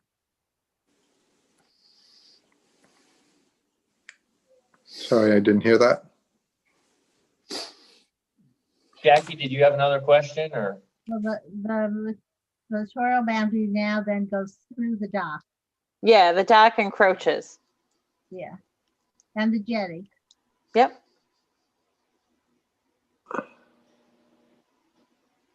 Okay. I don't agree with the drawing, the way it's depicted. Because if it's a cove, which it is, then my understanding of the cove method is that you pick, not arbitrarily, but you pick a center point at the outside of the cove. So, the cove is a U, and in between that U would be the center point. And then the littoral boundaries from all of the properties in the cove go to that dot in the middle of the U, 100, 200, 300 feet out from the land of the cove. You can't, in my opinion, you can't have the littoral line on the left-hand side going one direction and the littoral line on the other side going in another direction. Of course, they're going to crisscross at a point, and they're supposed to meet at a point, not crisscross. Do you want, I can get clarification from the surveyor to ask him how that was. I'm sure he'd give me something to. I'm positive he used the cove method, and being that the way the shape of the cove is, I'm pretty confident that that's the shape, but we can double check with Tim Wiley. Are there any changes, in elevation in the driveway or that you're aware of and the walkway that goes down to it? Minimal. I mean, there may be little bits to level out the walkway and things like that, but not, not major changes. But I can, if I am you know, I might as well address them. If using an engineer is what I got to do, I got to do it. So I can't address those. Hey, Sean, are you also, are you assuming that the existing foundations are going to be able to take the new load of these additional second stories that you're proposing putting on top? Well, that's a of the garage building, now? that's a Yeah. building department. Well, but I need to the start- reason I I'm need to start asking somewhere. though, because Okay, no, go ahead. there's a reason I'm asking, because if there is any proposed Excavation for a foundation, yeah, he'd excavation. have to come back. 'cause- Yeah, okay. All right, good. Yeah, traditionally in building in these type of homes, that they're usually the foundations are plenty strong enough to support an additional I don't know though. structure on top of it. This is a pretty old cottage, and that garage looks like It'll be a building. yeah. Okay. Yeah. So I just Pam? Yes. I'm looking at the ordinance, and which section refers to the littoral boundaries in the code method? Because I know it's in here. Well, I don't know. I'm gonna get that resolved though. I'll find out why it's drawn like this. And I'm Tim, you know, I have confidence in Tim's survey, so there's an answer. Every time I've had a question, he'll be able to, no problem, give me a reply. So I'll make sure we get that. I think we're going in a direction here of being able to, you know, he knows he's got to accept the application to get this process started. I think he's aware of most of the requirements that are needed to move ahead. I mean, I would like to move in that direction. I don't know if some of the other commissioners have any additional questions or concerns that wouldn't be brought up in the next, you know, that need to make sure that Sean understands. I think we covered it all. Do we need to state it though in the motion to approve? You're just accepting it. Oh yeah, we're just accepting. Yeah, so you just want to talk about whether or not you're inclined to hold a public hearing. If it's significant activity, you would hold a public hearing. If you feel it's in the public interest, you would hold a public hearing. Bearing in mind that there will be a public hearing with Zoning Board of Appeals. Or if you find that it's not a significant activity, then you just move it to the next. This would be on your next regular agenda 2 weeks from now. Pam, will the concerns that we raised be addressed at the public hearing that zoning is addressing, or would they just push it away? No, not necessarily, because that would be. No, what? Just like right now, you wouldn't be looking at elevation drawings, like that's outside of your wheelhouse. They wouldn't they might, I mean, they have a lot of latitude with special exceptions, but really the presumption is that falls within, your scope, that you folks look at, drainage and where the water flow is going. Yeah, Those it issues would seems like generally- significant activity to me. Well, I think in view of the public interest. it might need Wouldn't the public interest be addressed at the zoning meeting from the neighbors or no? there will be a public hearing for sure. Yeah, I mean, But I think it's significant activity. There are going to be a lot of drainage issues with that driveway activity, all the. Well, you don't know because you don't have it in front of you. but don't have those it are in front of something us, we but- would see, not, I think that we would see those as opposed to the, I guess apparently neighbor. Is the concern, Marianne, that the neighbors need to be aware of the drainage situation, or? Right, yeah. I mean, those houses are pretty close together there, right? rural boundaries. Hey, did you guys read number 9 on the notes? On the map? Number Number 9 nine? says, the apartment will further boundary lines are shown, blah, blah, blah. You mean this one, Kurt, if the activity authorized by the inland wetlands permit also involves. No. I think he said number On the 9. map, on the map. and that's a map. Oh, And the notes, and the note about the city boundary. Yeah, number 9. Not that matters, I just thought interesting. Cove method. But how he came up with that line. Well, I think he came up with a line, but I don't think the line is accurate, is what I'm Okay, saying. okay.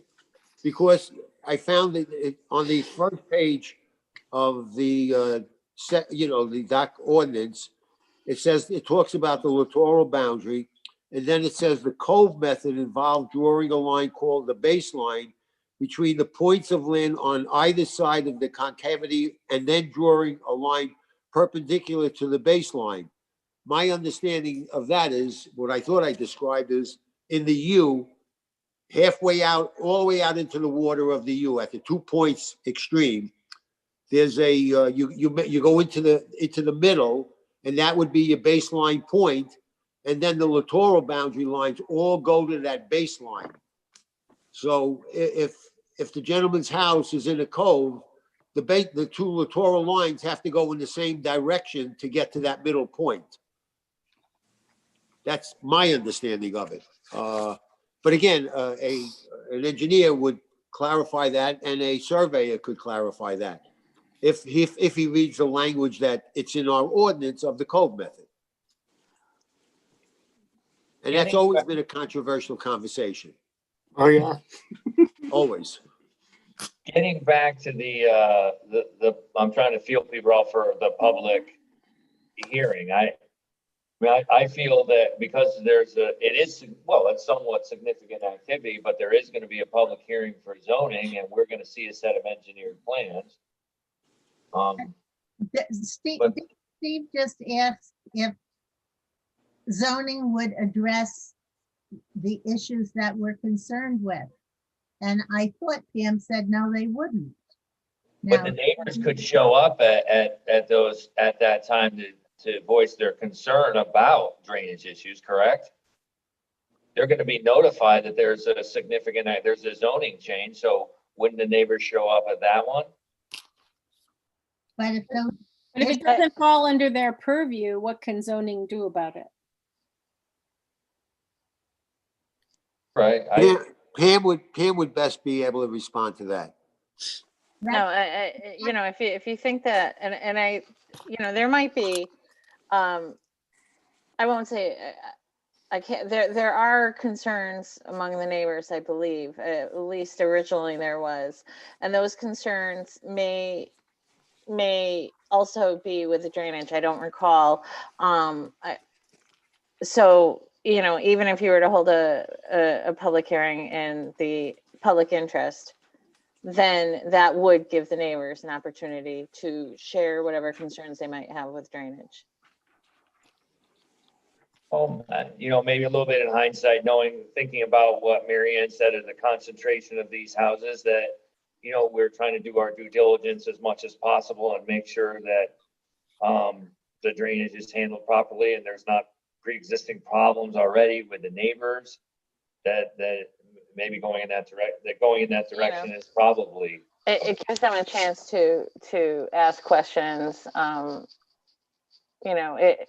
Sometimes, I know it adds to the length of your meetings. It's extra work on behalf of the applicant to, mail out the notices. But, I don't think he'd have, the applicant, right? Public hearing, you're fine with that, right, Sean? Yeah, I want to do what's right. Right. So, all right, well, if it moves it along. Do we need to make a motion for a part of it for a public hearing? Or You just accept it, but are you accepting it in the public interest, or are you scheduling a public hearing in the public interest, or are you scheduling a public hearing because it's significant activity?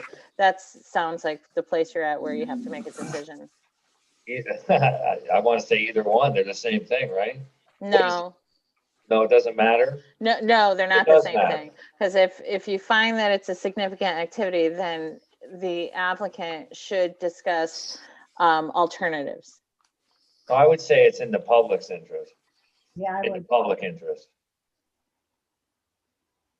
Mary Ann, you raised the issue. It seemed like significant activity to me. Well, he's adding, you know, additions to his house and a driveway. Seems within, to me, you know, it seems within certainly his, as a homeowner, you know, it seems within the scope of what he should be allowed to do. You know, but I mean, I would go more, you know, what else would he propose?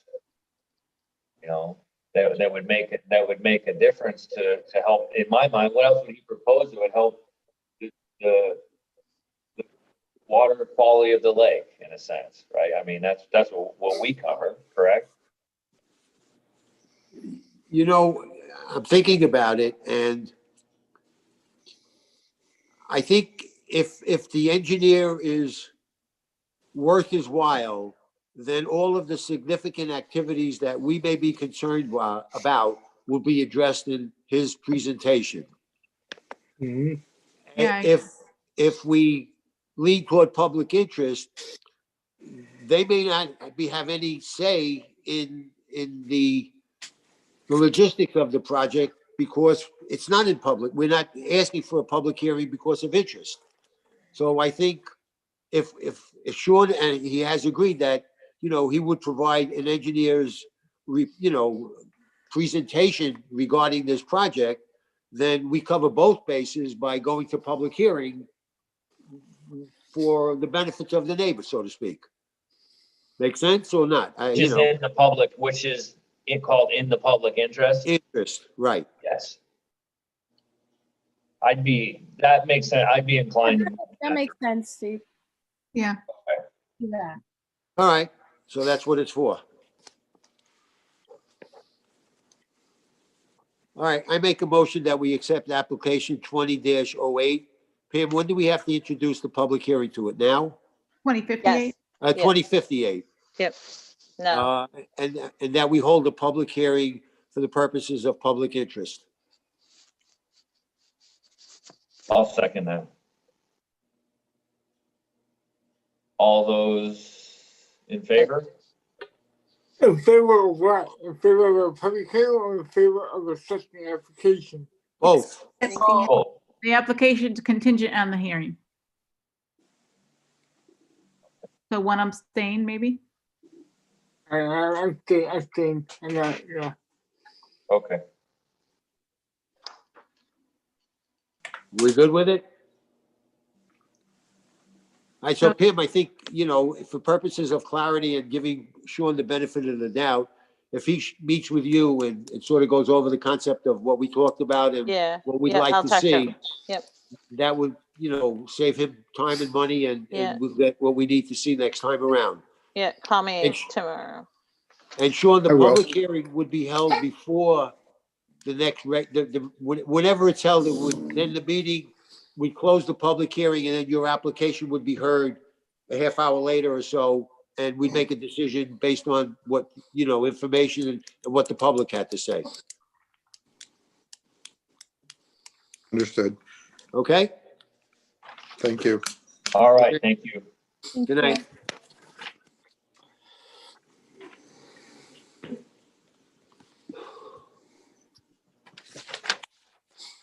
All right, moving right along here, we have item IWWC 2059. This is 222 Perch Rock Trail under Susie Management Trust. We have the removing of a bulkhead and replaced with engineered block construction wall, relocate stairs from protruding into lake to protruding into yard. And I assume we have Art is here. Yes, I'm here. And have we seen this before? No, I was on the agenda last time. And Okay, so this is a new, I just wanted to clarify that for everybody. This is a new application. yes. Yeah. And Okay. also the extent of this project has changed very, very significantly. I sent Pam a sort of an executive summary with some pictures of what we're now proposing. This project started off as a wall replacement. And subsequently, after the deep draw, I had a couple of engineers over there, a couple of different contractors.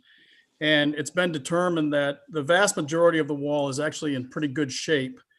There's about 20 feet on the east end of the wall that is in poor repair. Pam, do they have that pictures, or could you call that picture up? Sure, yep. One moment.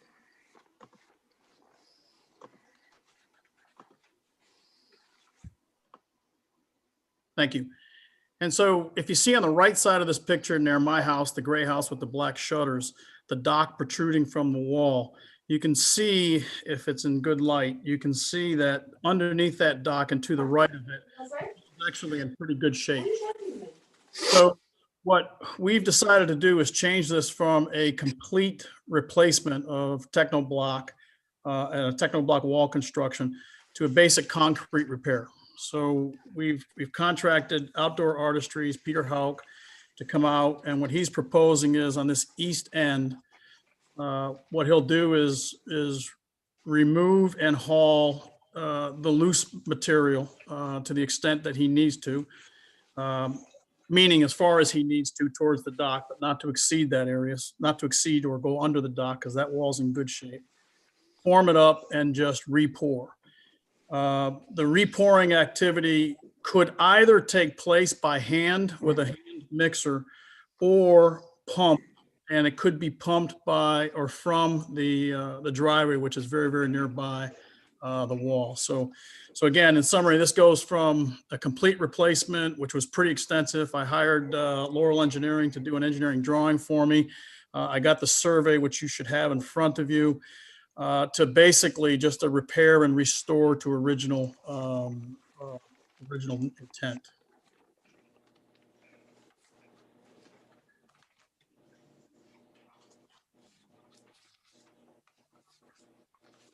Do you need the deep drawdown to complete this project?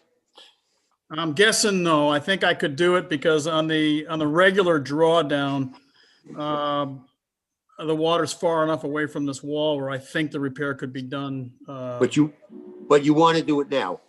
Yes, sir. Well, you know what Lou and Debbie Tagliatella are my neighbors to the left, and what brought my attention to the problem, frankly, pre-drawdown, is their yard started to erode a little bit, started to sink in, and it's really because of my wall. And so, yes, I want to repair it so that we don't do any damage to their property or any damage to mine as well.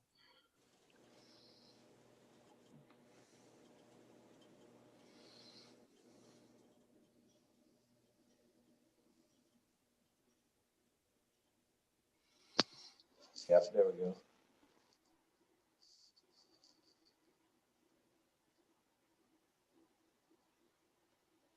Okay, but this picture you're showing isn't what's gonna happen.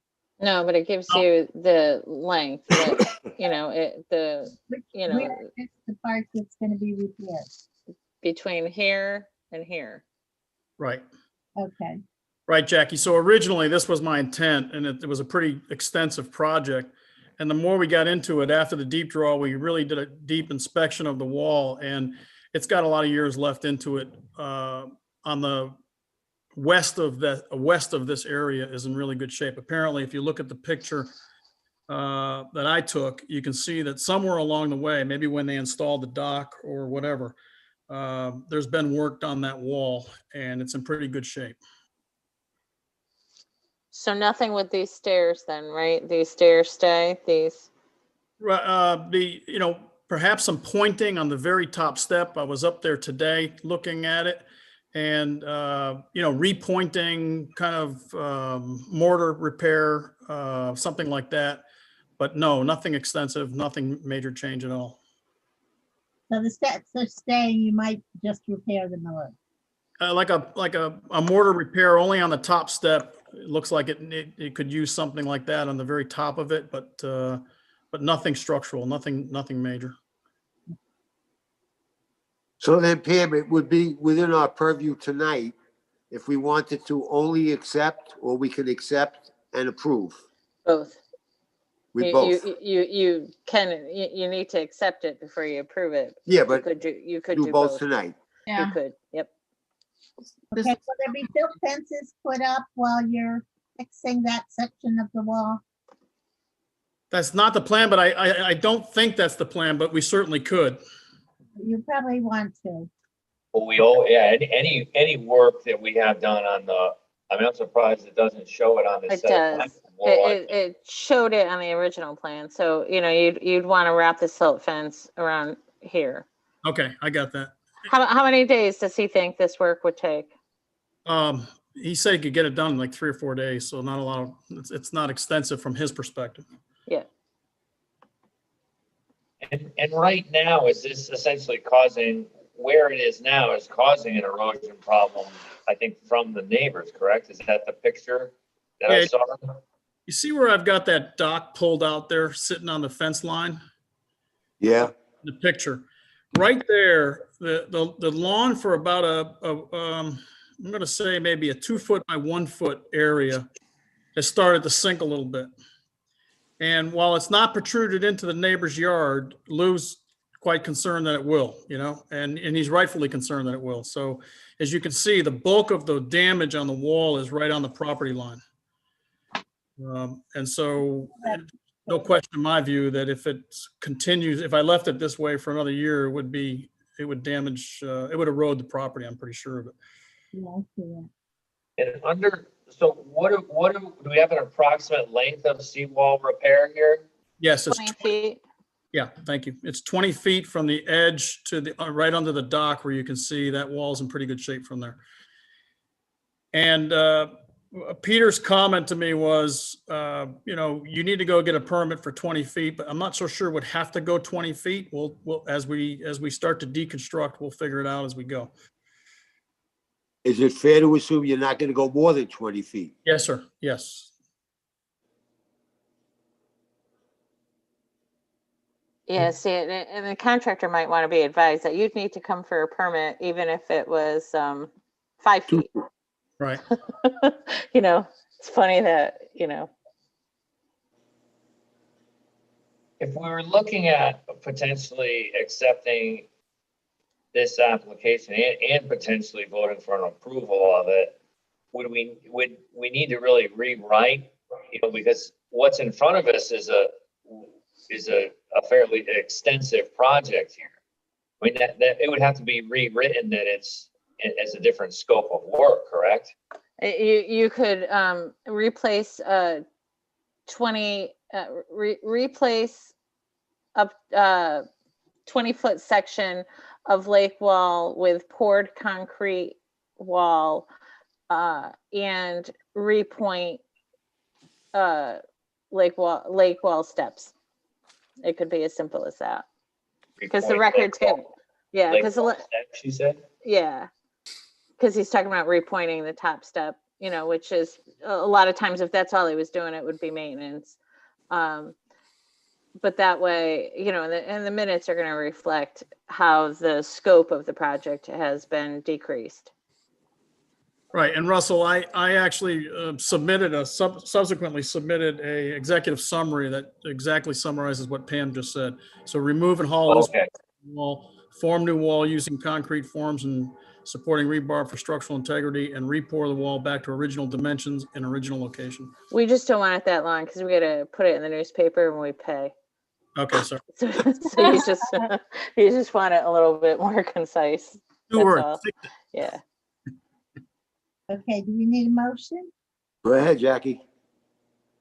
To accept and approve, I think. Yes, I make a motion to accept and approve application 2-59, 222 Perch Rock Trail.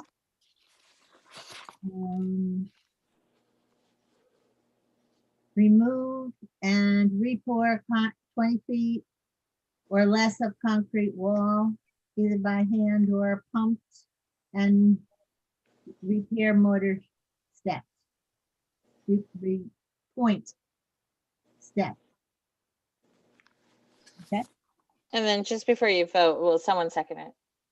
Well, I wanted to add, before that, I think we'd add a $1,500 erosion and sedimentation bond.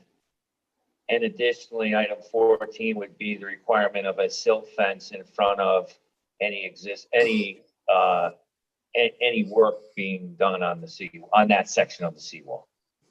That's an awfully high bond.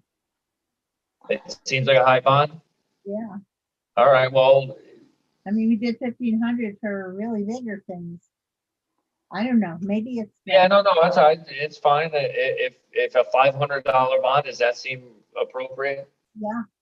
Okay, then we change that to a $500 bond. Andrea, you had seconded? Mhm. You're okay with that modification? Okay.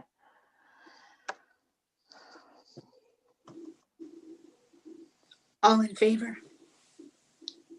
All in favor? Unanimous.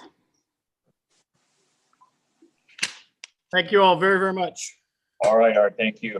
Good night. Art, Yes. before you sign off, thank you for acknowledging the work of the commission after the last meeting.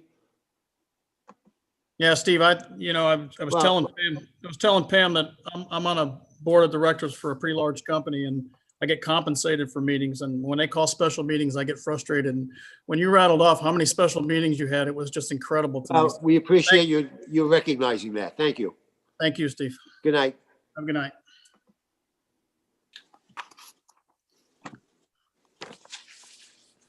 All right, moving along here to item F, which is application 20-60 at 152 Shore Drive. It's Paul and Claire. Mead? Nick. All right. You can see all this is my total weakness here, one of many. But proposal is for a jet ski and a drive-on walkout. And it looks like Claire is here to tell us a little bit about this. No, I'm going to say thank you. Also, I'm on boards and I appreciate all these special meetings that you guys have been having. It's been a hell of a year all around. But we would just like to propose a jet ski lift be added to our property on Shore Drive, 152 Shore Drive.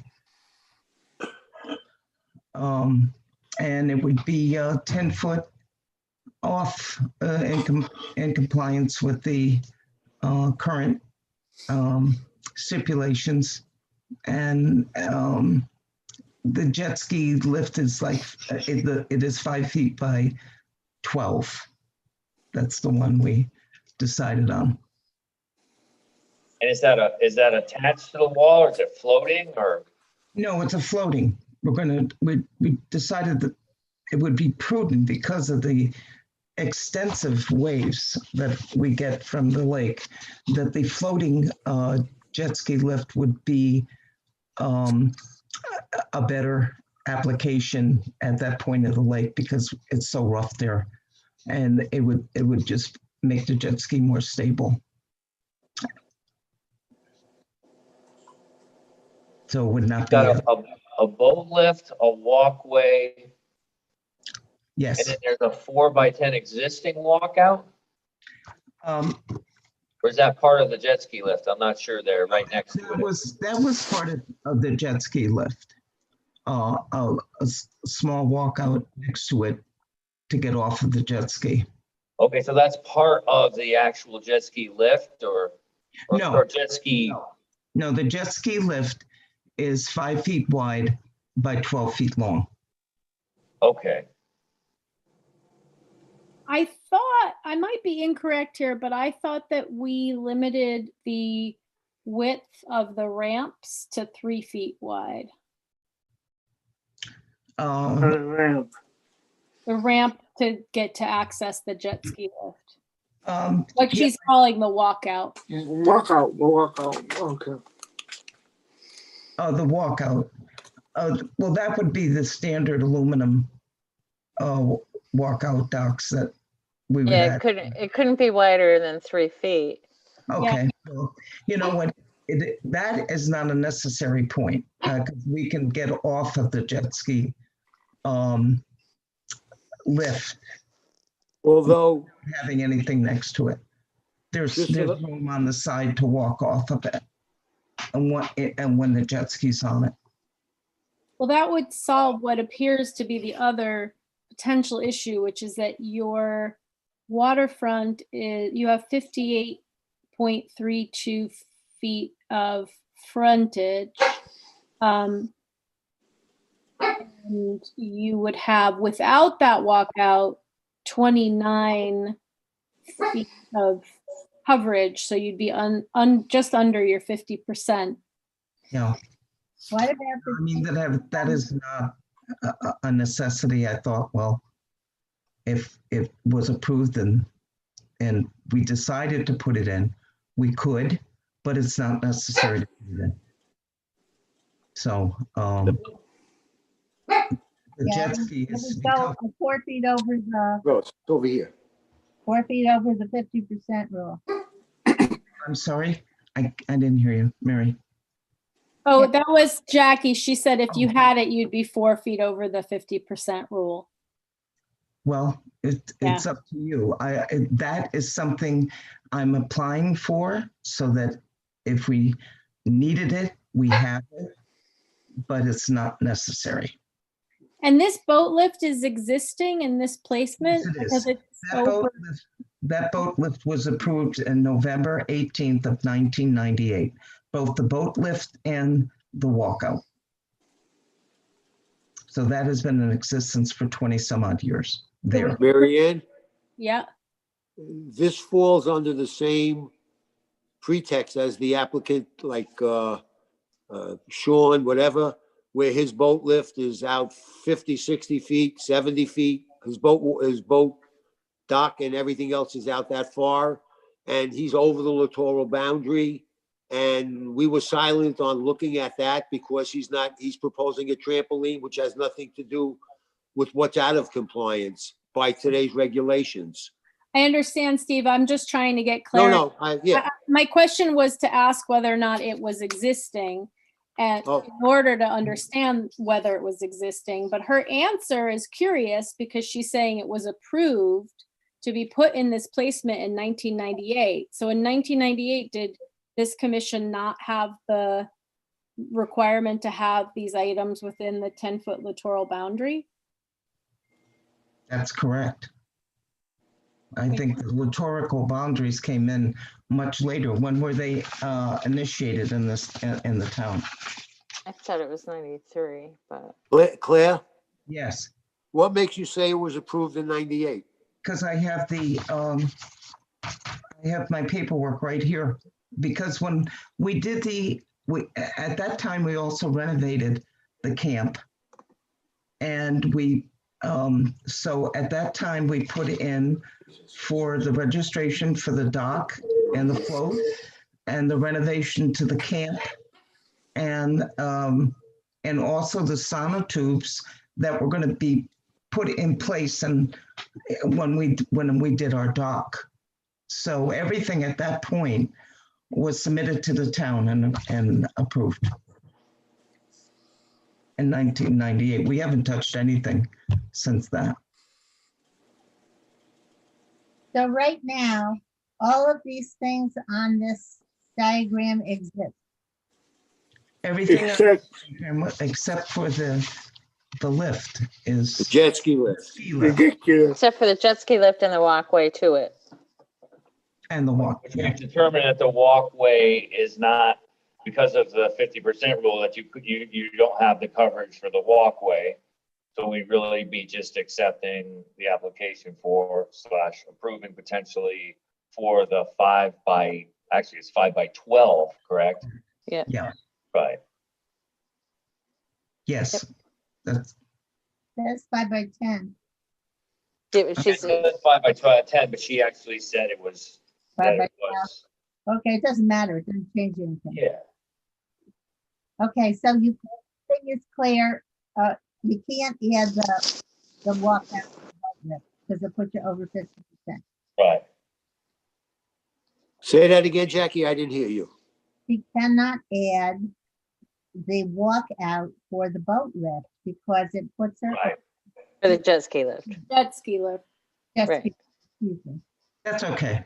I mean, obviously the jet ski lift is the most important thing here because of the activity on this lake now. It's become overwhelming on weekends. It's crazy. So we're just trying to protect people that are in the water and you know, just trying to protect my husband's jet ski. I Notice feel like it's a pretty straightforward. I don't know if anybody has some other questions. Your husband's jet ski and your toy. he's at the lake. It's gonna go tomorrow. How come your husband's not in front of us tonight? The lake, he's doing another chore. I'm here in Hamden. But unfortunately, we're going to close up the lake for a couple of months for the winter. So that's always a sad time of the year for us. But I wanted to Claire, is there any, Claire, Pardon? what kind of disturbance will be necessary to install the jet ski lift? My understandings is that it's 2 3 foot. It'll come off the wall, be braced off the wall, and then there's 2 poles that the jet ski will float up on. Okay, so there's no disturbance. Yeah. Okay. This is, yeah. Well, that said, I'd like to make a motion to approve or accept and approve. Yeah. What's that? No, go ahead. Oh, okay, to make a motion to accept and approve application 20-60 for a 5x10 jet ski. 5x12. Well, sorry. 5x12 jet ski lift. Second. And I have a second from, You had 3 seconds. we had 3 seconds. Wow. All Let those your in husband favor? have it. Put your hand down. I want to vote. He's the first one that's done it. I like it. Wait a minute, wait, we need a $2,000 bond for this, right? That seems low to me, actually. You know what? I enjoy listening for two of these meetings. And good luck to all of you. Appreciate it. Thank you. So much, everybody, and have a wonderful holiday. Likewise. We finished. No, one more. One more. One more. We're not done yet. No. Okay, so how do I get off? Hover Say around the goodbye, bottom. Gracie. Somewhere at the bottom, it should say leave. You want me to stay on? Yeah. Sure. All right. Thank you again. Thank you. Moving on to our final application here is IWWC 20-61. It's 634 East Wakefield Boulevard. It's Kyle Davis Fulton.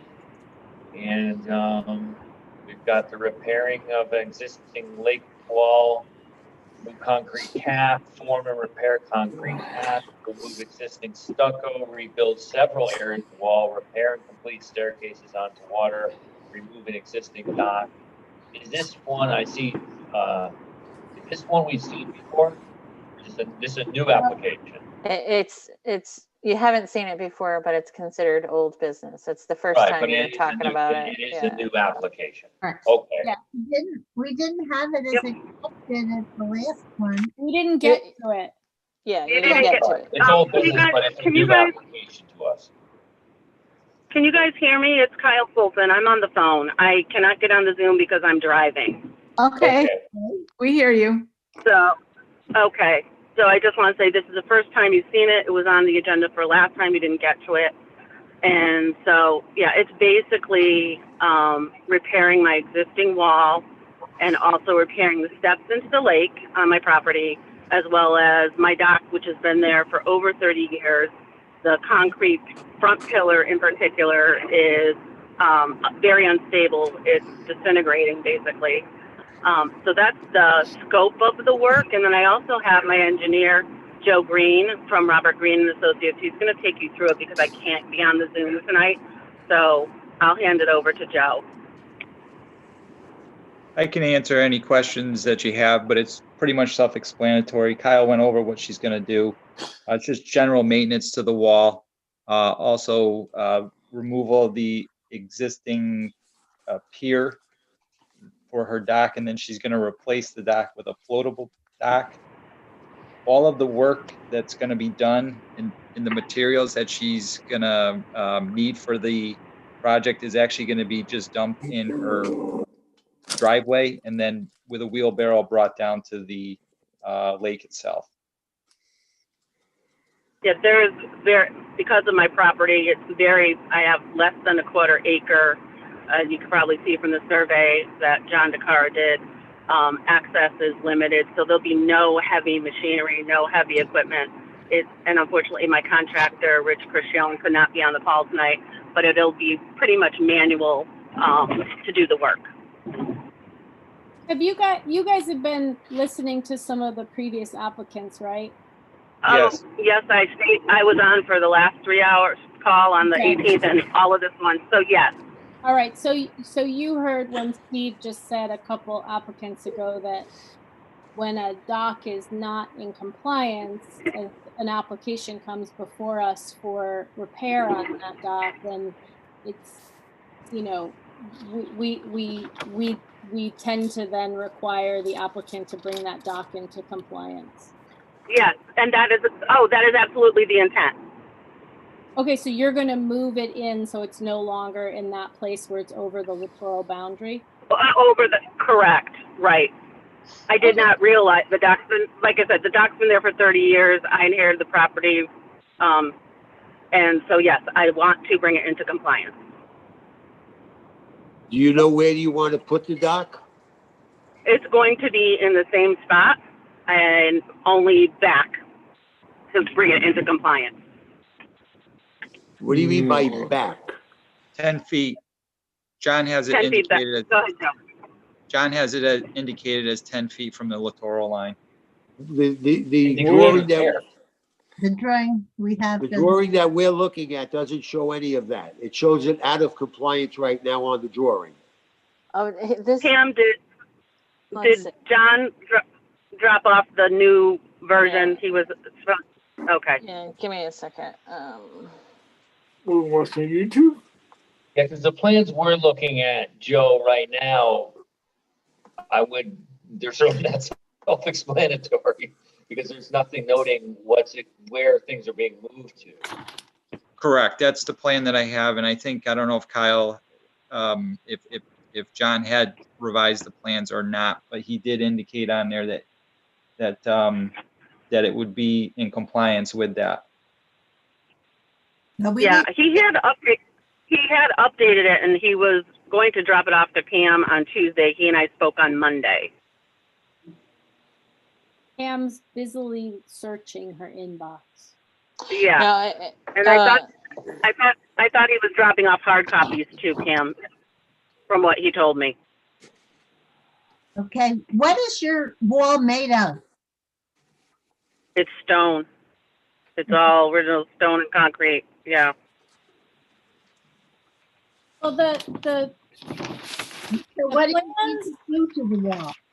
Yeah, the plans have words that say existing dock and concrete pier to be replaced with cantilever dock with float that complies with 10-foot littoral setback, but it doesn't actually show the placement. And nor does it show the dimensions of the new dock. Yeah, I'm sure this is all on the new set of plans. I think Pam's looking to see what was. Yeah, I don't have it. Yeah, no, I know that he sent it, because he sent it to me in an email, and he was going to drop it off to you on Tuesday, Pam. You didn't forward me the email, did you? Or does Joe, do you have it? No, I do not. But yeah. Go ahead. I mean, if you pull over and you forward me the email, I can pull it up right now. Yeah, unfortunately, I am on 91, and in traffic, I cannot pull over. There's road work, unfortunately. Is there any way you can email it and drive? Not that I'm recommending No. that, but is anyone in the car with you? Is anyone with you that can take your phone and do? My 14-year-old daughter. All right. Yeah, but are you saying he didn't drop it off, Pam? Because that new plan has everything that I want to do on it, including the placement. When would he have dropped it off? Like they have Tuesday. everything. Tuesday. Yeah, like a couple days ago? Yeah. No, their packages. When did I send you guys your packages? We got them Tuesday. Oh, I thought it was Monday. I think. No, I talked to him on Tuesday, and he told me he was bringing. I haven't talked to him since, so I apologize. But he was going to bring them down to you, Pam. Can you like physically deliver? Can your daughter email that? Forward the email. Hold on, I am going to try to do it because she wouldn't even know where to look. And just while you're doing that, Joe, question. Yes. When apparently the new picture is going to show that the dock is going to be moved into compliance. But there's an existing concrete pier that the dock rests on. If you look at the old drawing. Yes, that's going to be removed. Oh, that's going to be removed. That is correct. Manually. Yeah, Yes. that can be removed by hand. Yes. Yeah. Okay. Well, should we talk about the work that you're going to do on the wall and how you're planning on doing it and where you're planning on putting silt fences and all of that stuff in the meantime? Joe can speak to that. I'm forwarding you the email now with hopes that I do not get in an accident right now. So, okay. I had indicated to John that we should probably wrap the whole length of the wall with silt fence and then also around the pier, and that's what he has shown.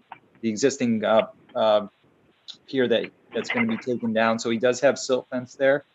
And once again, he's going to her contractor is going to put all of the materials that he needs up in her driveway, and then he's going to bring it by wheelbarrow down to the wall itself. So he's going to use no large equipment to get down to the wall. It's just general maintenance. What is the holding up the dock? What kind of a dock is it? The new dock. The new dock is going to be the cantilever dock.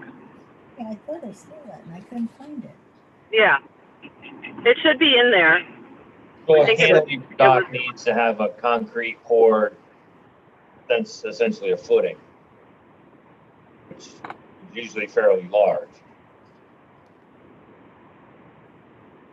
Not sure. And that will be addressed. Yeah, and that will.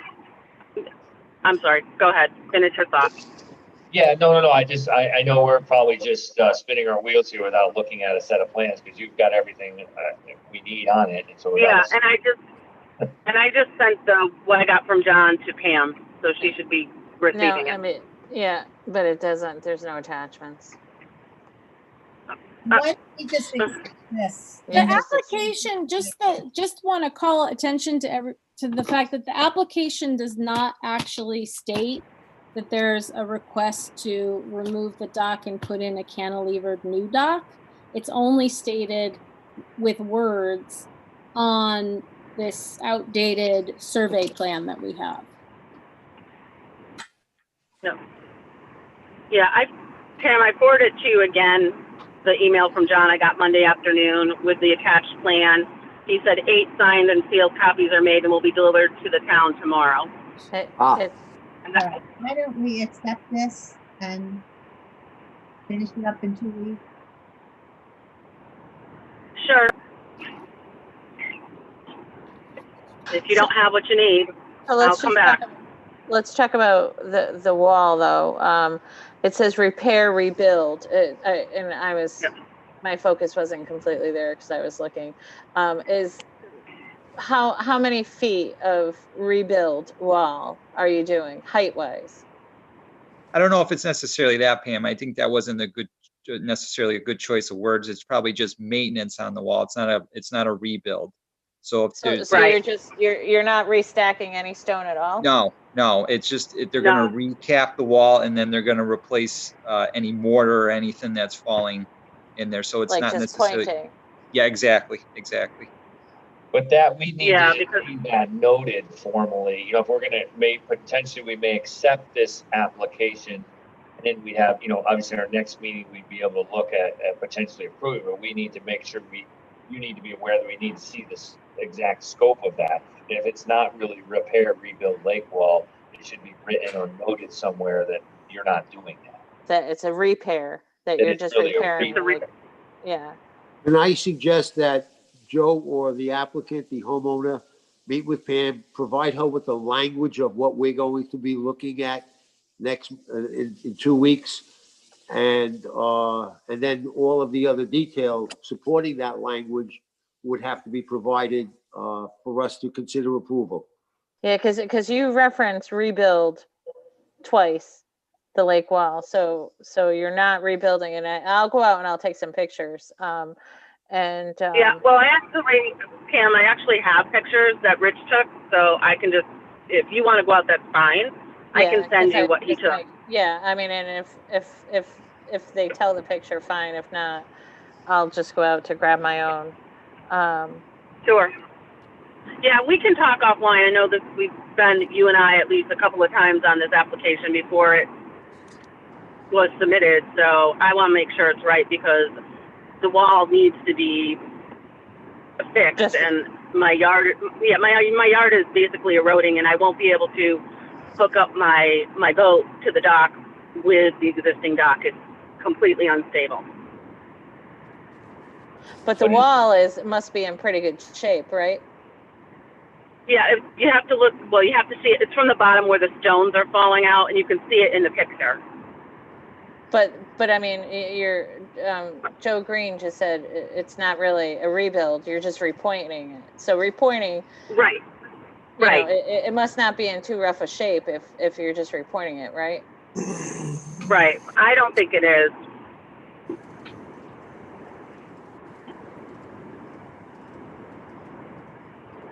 Yeah, I see what you're saying. No, I understand what you're saying, Pam. So we've got 2 weeks. So what do you guys need? So I want to make sure that I get this right. We need, well, obviously you have the proposal, the engineered set of plans that is going to be sent to us. We certainly need that. They're not engineered. It's just a survey. Okay, but we need to see a complete scope of work of what material is going to be moved, what repointing is going to be done, how the concrete is going to be removed from the existing. Russ, face your camera. Face your mic. Sorry. Yeah, okay. Yeah, I can't hear you, Russ. Sorry. Okay. So some of the things that we need are just to see the exact scope of work. We know that we're removing the concrete cap and repairing it. We don't know with what exactly. As much detail as you can get of every little thing that you're doing here. Did you guys ask, is that concrete pier being removed by hand? Yes. Yes. Yeah. Okay. Right. And it's and the amount of debris that will be resulting will be taken out by wheelbarrow? Correct. Or how it'll be hauled. Okay. Yeah, these are the Up sort to of the driveway? these are the sort of things we're looking for under the scope of work. They may seem mundane, but that's how all our projects go. No, they don't. You know what? They don't seem mundane to me. I just, so I can provide that along with help from Joe and Rich and get that to you. This is my first time, actually, in the whole time my family's owned the property, to ask for something like this. So I'm learning. We need a match between what you're asking for and how you're going to do it. That's what we need. And with what? Right, I'm sorry. What materials? Oh, no, we do have all that. So I don't think it will be hard to give you what you need for the next meeting. Okay. Yeah, I just want to, I know you want to get this done. I just want to make sure in the next meeting that you have give us as much information so we don't have to go again and say, hey, well, we still don't know about this. I see repairing and complete staircase into water. We don't know we need to know exactly what that means and what sort of materials and what the process of whatever you're doing that is. That's all. Well, Joe, this staircase, is it like you're not ripping it out? What No. are you doing with the staircase? How are you doing that? No, nothing's being torn down or ripped out. It's just general maintenance, like we talked about. It's just repointing, and that's and redoing the cap. Right. Do you have to remove anything? Like, do you have to No. lift the stone? So you're just truly, it's all level. You're just maintenance. Correct. Correct. Well, you said the stones were falling out at the bottom. Well, those stones, if they're falling out in the bottom, they're going to be reused right in that particular spot, and then mortar put into place. So there's no stones being taken actually out of the wall and brought up and taken off site. But we can tell by the pictures. Yeah, you'll be able to. Yeah. I'd like to make a motion to accept application 2061. 20-61. The language of the application to be provided by Pam in the next several days. No, let's get this right now. Okay, go ahead. What you're accepting is a repair of the lake wall, a concrete cap removal, form, and repair. Removal of the cap, like she's replacing it, it's a concrete cap on top, and repair staircase into water. Removing the pier under the current dock. And removing existing dock, installing a cantilever dock. Is there a float at the end of the cantilever dock? Yeah, I was planning on putting one in, Pam. And that's shown on the plan, right? Yes. What size will be. float at the end? Dimensions of everything. What size float at the end? I think it's going to be 10 feet. I can confirm though. 10 by 10. And what, maybe 10 by 10. 10 by 10. Yeah. And what's the size of the cantilever dock? It's how many feet wide by how many feet long? I don't have that in front of me. Okay. But it actually complies That's with fine. That's fine. Yeah. So did I leave anything out in characterizing the proposal? Everything should have dimensions. But just so, because Steve is making a motion to accept at 634 East Wakefield, the repair of the lake wall, the removal, form, and repair of the concrete cap on lake wall, repair to staircase, and the replacement of existing dock with a cantilever dock with a 10 by 10 float at the end. Is that accurate? That's accurate, ma'am. Okay. Second. And we need the dimensions of that dock going out. Yeah, I bet you it's on the plan, and if it's not, Okay. we'll talk, and I'll make sure, Okay. That everything is, because I just scaled out to see how far that buoy was out to make sure that's compliant, and it is. Okay, thank you, Pam. Okay. All those in favor Of Aye. accepting. of accepting? Yeah, we'll see you in 2 weeks on December 16th. Did someone second that? Yeah, Jackie did. Oh, okay. All right, thank you very much. Thank you. Couple Safe weeks. travels. Good night. Now you tell us safe travels. Well, someone's in the car. Yeah, I know. You wouldn't be able to drive. You wouldn't be able to drive during your meeting if there weren't for COVID. Right. Pam, you So wanted to discuss a I couple do. things. I do. So Under let's agenda, start with, so in your packages, and I'll pull it up if you folks, where did I put it? I attached it to myself. I'm just going to pull it up because I don't want to call out anyone who might not have picked up the package. There's nothing in my packet. So, so what I had included in your package, This would be over two other little over things. over Thanksgiving weekend, there was a complaint received regarding 542 East Wakefield Boulevard. You'll recall that they had been in front of you several times. It was the house on the east side, on East Wakefield Cirques, with the yellow house. You know, it had been jacked up, and then we brought them back. Oh, yeah. Yeah. It's So the yelling match. anyway, yes. So that was what I discovered was the property. And so what I discovered out there that caused so much, so you can see the distance. And so there's a, you know, because of the deep drawdown, there are these large rocks, and they have, they were drilling holes because they're hoping to break up the rock. Oh, geez. So, God. Not this year. so these are the drill holes that they have put in, you know, I know these pictures are fuzzy. So I asked because I looked at it and I didn't think that they were going to blast that. And no, so sometimes the Italians used to put water in these Hey. and let them, the ice would make them crack, but sometimes, or a compound you can put in now. Home Depot sells a wedges. compound. Yes. And so I had asked the Cirques to just give me an explanation of what they're doing so that I could then share it with you folks.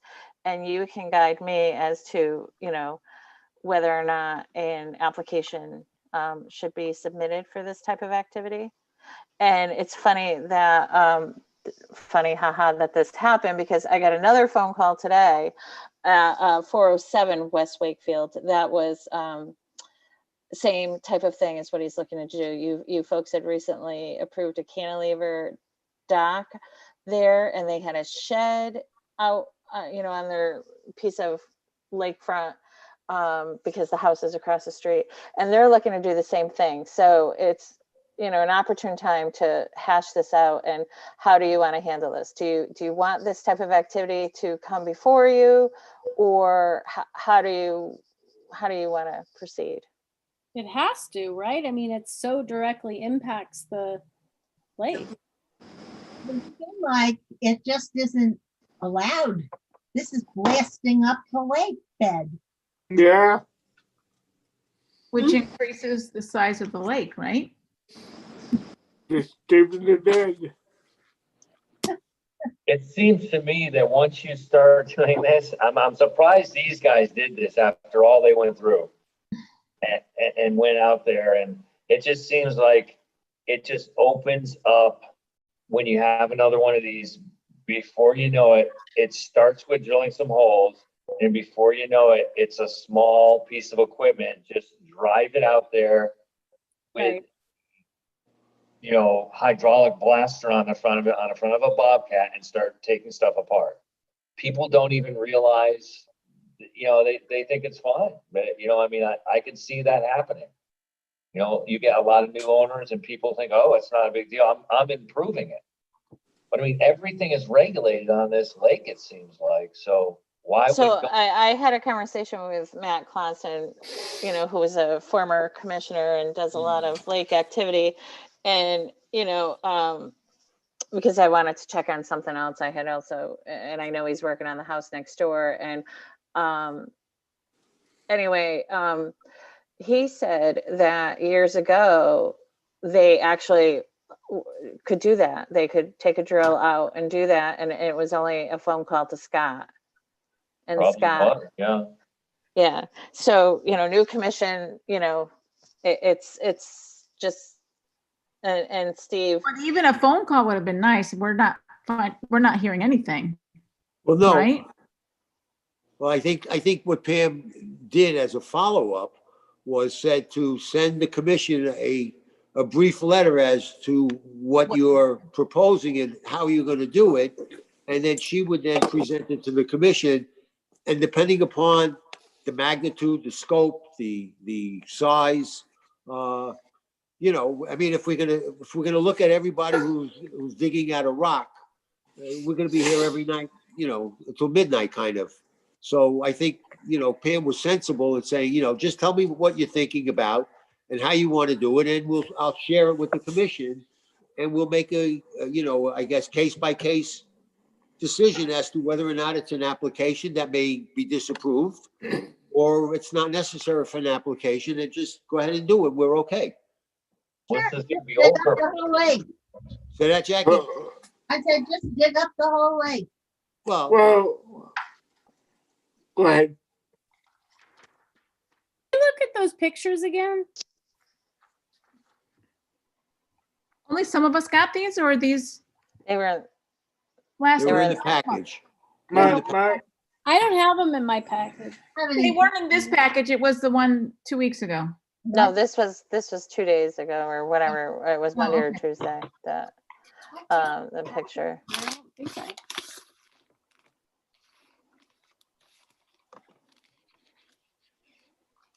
Pam, while everybody is looking for whatever they're looking for, is there anything in the dock and mooring, you know, ordinance that talks or addresses this? No, because it would be in the regulations, if anything, and no, it doesn't expressly, you know, So there's that- we have nothing in writing that specifically prohibits or disallows, or whatever word we want to use, this activity. Yeah, but Steve, it is. I'm just asking if we have support. You know, if we can hinge it, if we can refer back to a document and say to the homeowner, this is a document and you violated it, that's one recourse. If we don't have anything, then we have to sort of do more due diligence in terms of addressing each one. It's actively increasing the pace of erosion, of natural erosion, that is the thing that we're supposed to be looking after: the natural erosion, the protection of the lake bed, the reduction of eutrophication. This is actively speeding up the eutrophication process. Like, it's absolutely 100% not something we would approve. And you don't want to make that type of declaration, because, you know, the meeting is, because you don't want to ever decide, you know, an activity before it's, you know, before it's actually before you. You don't want to say how you would act. Fair enough. Right. But it Yeah, is. I don't understand that, Pam. You're saying you wouldn't want to explain that better. Because it's you would want, the only thing you want to talk about tonight is whether or not you want an application for it, if it should come before you. You don't want to say how you would act on an application. Oh, okay, yeah. You want to have an open mind for it. So and you know, the homeowner had asked me, you know, what rule had, you know, why would he need an application? And so this is where I point folks to. It's the definition of regulated activity according to your regulations.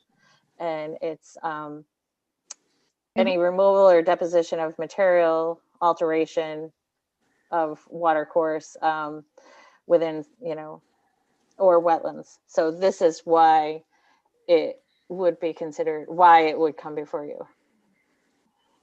Marianne, what you're referring to, is that in the regulations, or you're just stating that in general?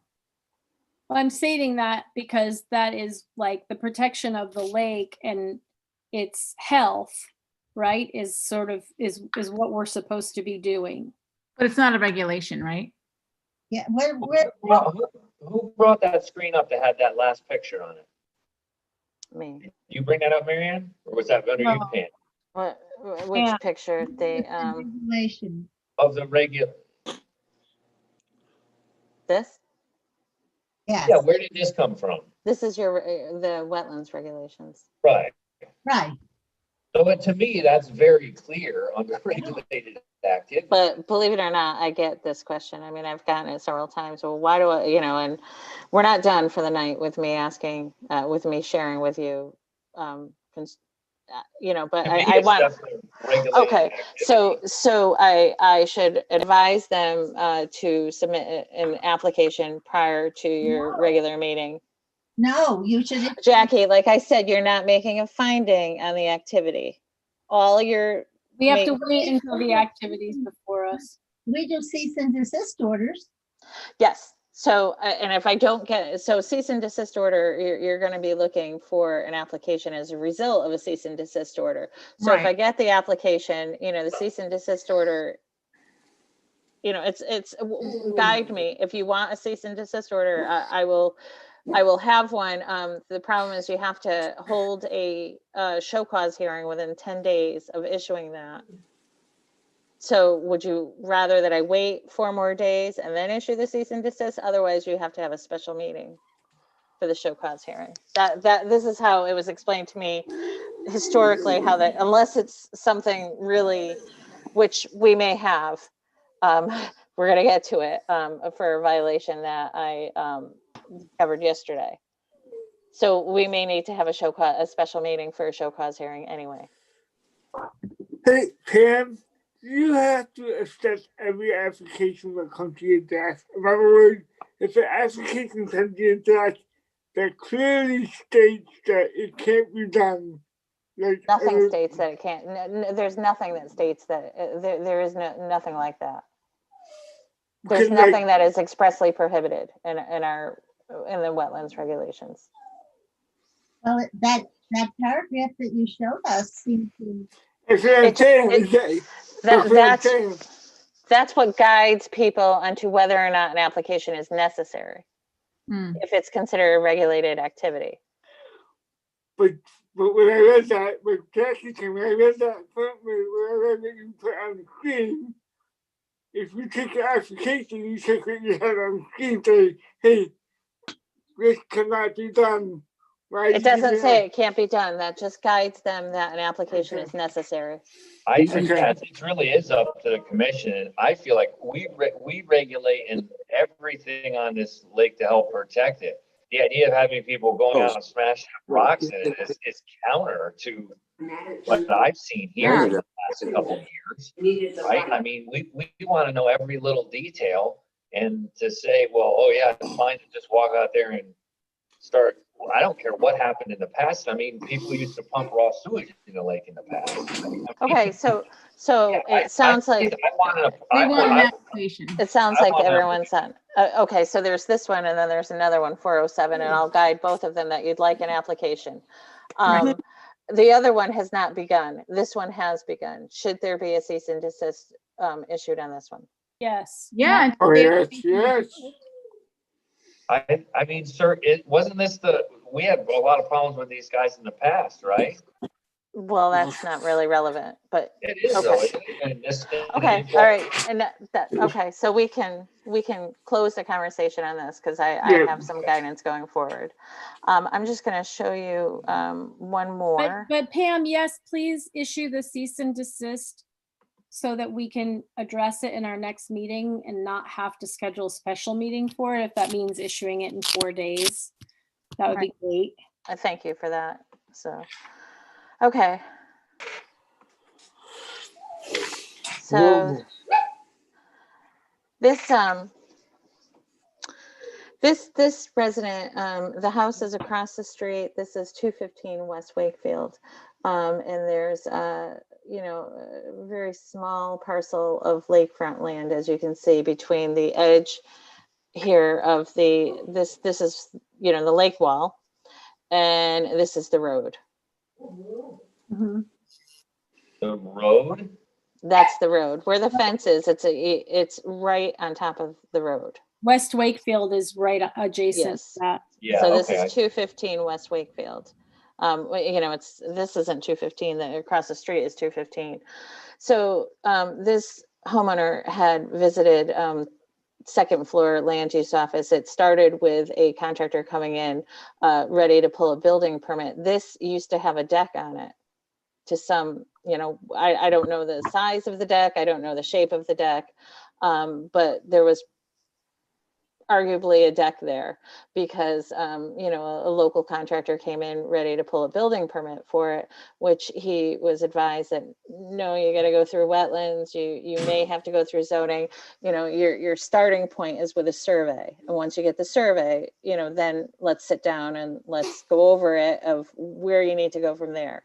But a building permit was premature at that point. The homeowner came in and he too was advised of this, and was not happy about that. What's that? So did they excavate that area? Yeah. So the work just began yesterday with no permits.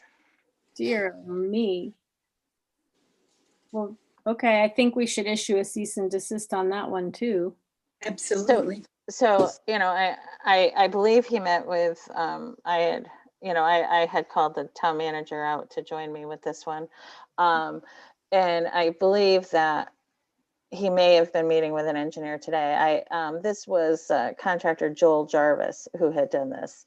And I asked Joel so that I could report to you folks whether or not the equipment would be removed and the activity would be stopped.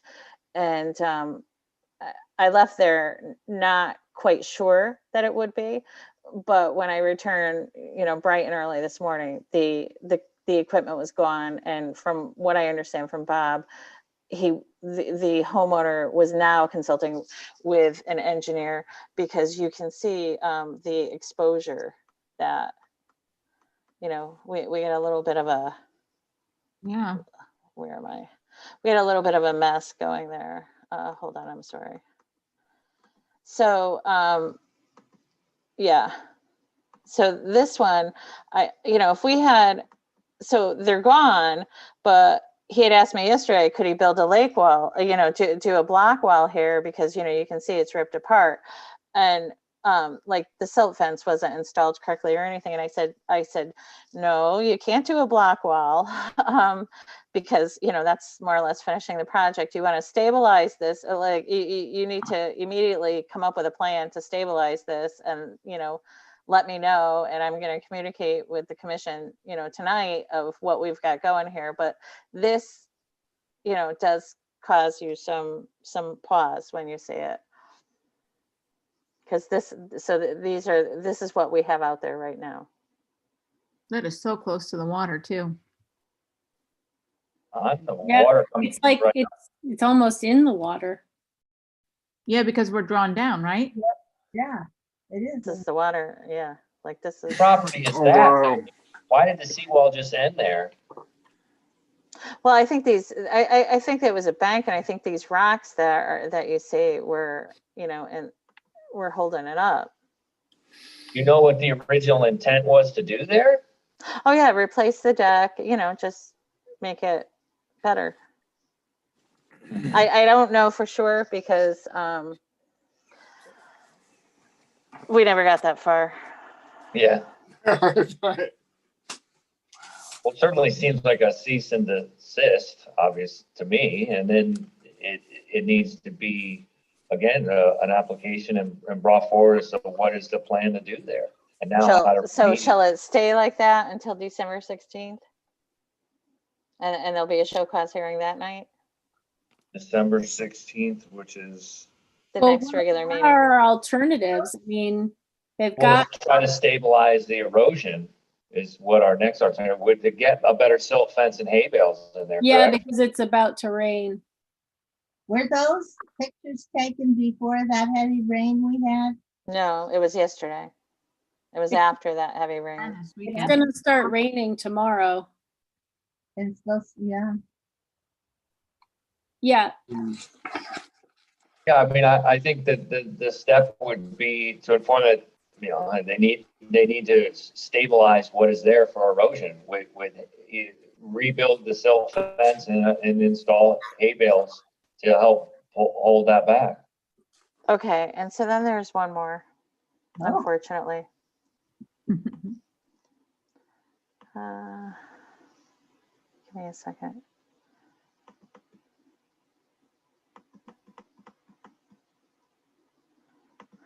So this one is 614 East Wakefield.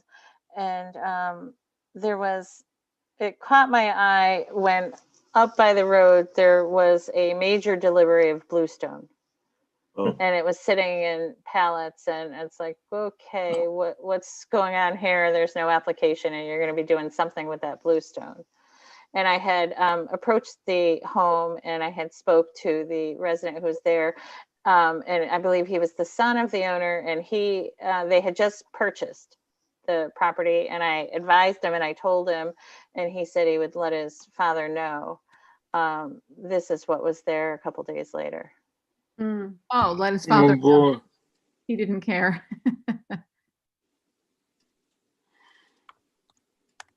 So I'm just checking with you before I, there do a more cease and work desist. done there?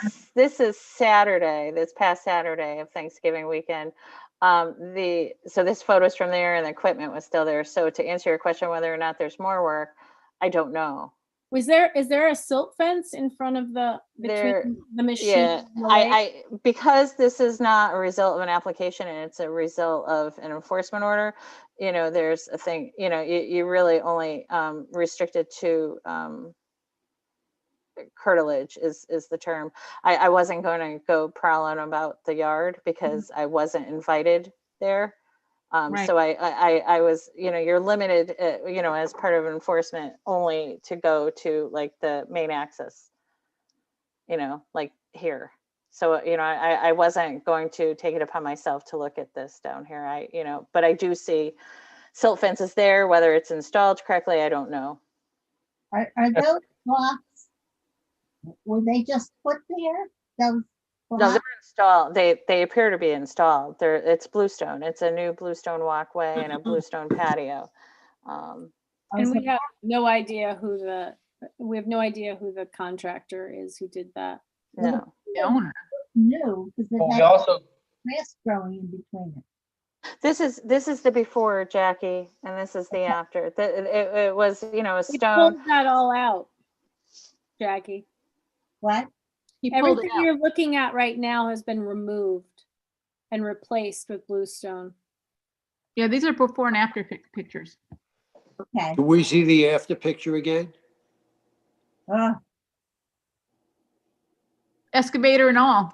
the other part that concerns me is that we don't know you don't know what the next phase of this person's project is. Right. They may not know Yeah. that they need a permit. Right. But I don't know what's going to occur around the other side of the building. They could start rebuilding this wall, right? Well, yeah. So, You I've tried to call him twice, because after my first visit, he had returned my call. We were playing phone tag, and before we ever could connect, that's, but I had a conversation with the son, and I think I was pretty clear, that How don't old do was any, How old was the son? an adult. He was an adult. Yeah, okay. So the question of this again is another cease and desist order.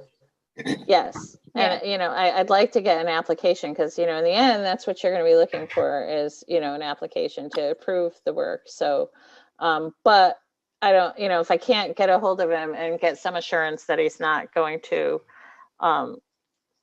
keep going with whatever else he has in mind, then I probably should issue a cease and desist so that but I just want to make sure that you folks are, They literally closed down this 2 weeks ago. I'm looking at it's like 10 days ago. 2 That weeks was ago. quick. yeah. Yeah, no, the cease and desist, otherwise what happens is the work just continues. The second you get a nice day, like I said, when I see equipment, I know, I think of like bigger work, and the seawall starts getting pulled out, a new set of stairs gets put down, we owe it to all the other people we make go through all these engineered Right. plans Right. to try to keep some fair standards for everybody. Right. So, before your next meeting, I'll be providing you with a list of properties that have received permits so that in your travels, if you, see something, say something.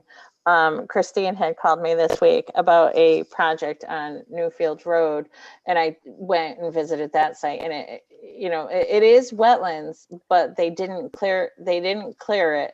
They cut trees, which you can cut trees, and what you just don't want to. There should be no equipment. There should be, they could do a timber harvest if, with equipment, if they get a declaratory ruling from you folks. But it doesn't appear that, I think they just cut some trees.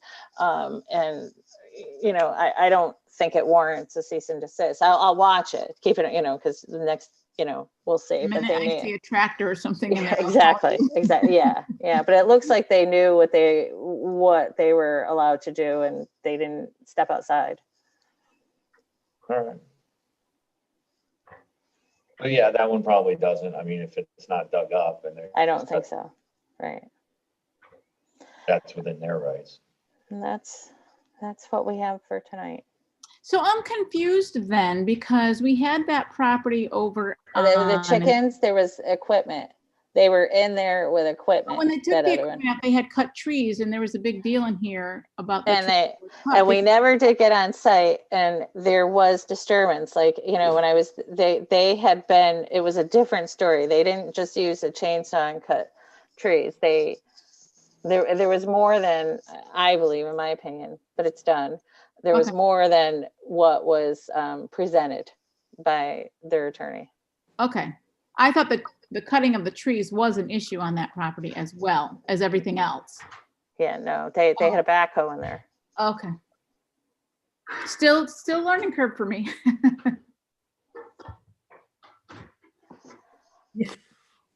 All right. Learn, the more you know you need to learn. Yeah, right? I think we're in pretty good shape here then. We have our next meeting in 2 weeks. Yeah. Mm-hmm. Okay. And what does it look like so far? Not bad. Oh, Not bad. is it fair to assume that we're no longer going to have special meetings in I between? think it's, well, unless we're having special meetings because of cease and desist Yeah, but orders, but we no, have no choice. Well, we no, can- I think we're finally seeing the light. I did get 2 applications today. Woody Dawson's property is one of them. And then the other one was, they're looking to do, replace their steps into the lake. And I think she is gonna ask for an agent approval, but it's a 1-day project. But I said, no, you gotta come before the commission. So yeah, you guys will have that in plenty of time. The cease and desist, are you going to hold off on them so that Yeah. they Well, coincide with the next meeting, or are you going to move ahead tomorrow? It seems that you don't want a special meeting, so I would have to not have a special meeting. I have to hold off for 4 days. But the damage could be done in 4 days. Yeah. That's why I'm asking. Well, if you do it tomorrow and you don't have a quorum, now what? Well, I think the sooner, to me, I feel like the sooner the cease and desist go out, the better. I don't, I feel like we've gone this far. Well, there are 3 of them too, so it probably might be better to have a special meeting rather than create a regular meeting that goes till midnight again. Right. Yeah, I want to say that you're going to have 3 old business and 2 new business. And Yes. if you will issue a cease and desist and they comply, is it necessary to have a special meeting? What do you mean if they comply? If they comply, if they stop working. Yeah, no, or you got to have a show cause. You got to have it no matter what. Yeah. Okay. From the date that you. Yeah, I'm fine with doing it that way where you have to have the meeting, because I feel strongly about it. We can't wait till it's convenient for us, even though I hate saying that. Right? I can advise. The lake needs us. The rock that's being, and especially because, I'll let them know that you want to see that. The other one, the other rock, that guy hasn't even started. So he's just going to be coming in for regular application. Then the one with the bluestone, depending on how the conversation goes, he may just be filing an application. Like he, you know, I'd like to just get an application from him and not make this big a, you know, welcome to town. No, Hampshire. that's the right way to handle it. So, and then to be honest, this other one, like by the end of our conversation yesterday, and just based on some feedback I was getting today, I'm like, okay, no, he gets it now. He didn't get it before, but he gets it now. You know, in between with Jim Rollins, because I told Jimmy the story, and Jimmy thinks that, you know, they should don't let them, you know, button it up, you know, through building what they wanted to build in the first place. Make them button it up by, you know, mitigating whatever damage could be caused, whatever erosion could be caused. Like, and if that means like putting riprap, he had some term, you know, like you know, putting something on that bank. I understand what you're saying. Yeah, instead of just letting them finish up the job and it's already done. You're not going to have this beautiful, you know, engineered black wall because that's what you wanted. That's, you know, like you got to button it up. You know, you gotta secure what you've disturbed, and that's it. Because, you know, otherwise he could be looking at it big, and otherwise he's, you know, if there's a washout, you know, that's on him. Like that's, you know, Well, I'd if be it's gonna rain like we got the other day, that could wash out West Wakefield Boulevard. Because So yeah, are we on the last one on, what is that, Joel's project there? Is that the one we're referring to? Yeah, that's what I'm talking. Yeah. Yeah, I mean, if they can, if you're able to contact them tomorrow morning about what needs to occur there. I think that he was meeting with an engineer today, the homeowner, and if there's recommendations from that, and or if not, if he's willing to complete whatever Jimmy recommends to button it up. Yeah, that's fine. And we don't need a cease and desist. If he's not, though, I think you have to move forward with the cease and desist. Okay. All right. And so I always want to give somebody a little bit of a chance to make it right, even though they're messing it up. But if they're not going to put anything forward good, then that's the only way we have to deal with it. But what are we saying, that they would agree to button it up for erosion purposes right now and then come to us with an application? Oh yeah. Like, and then a more permanent plan to go forward. I don't know if this is a good time to, I guess we can collect whatever after the fact fee you may be inclined to impose. You can talk about that during, I'll just collect the regular fee, or how do you want to handle that?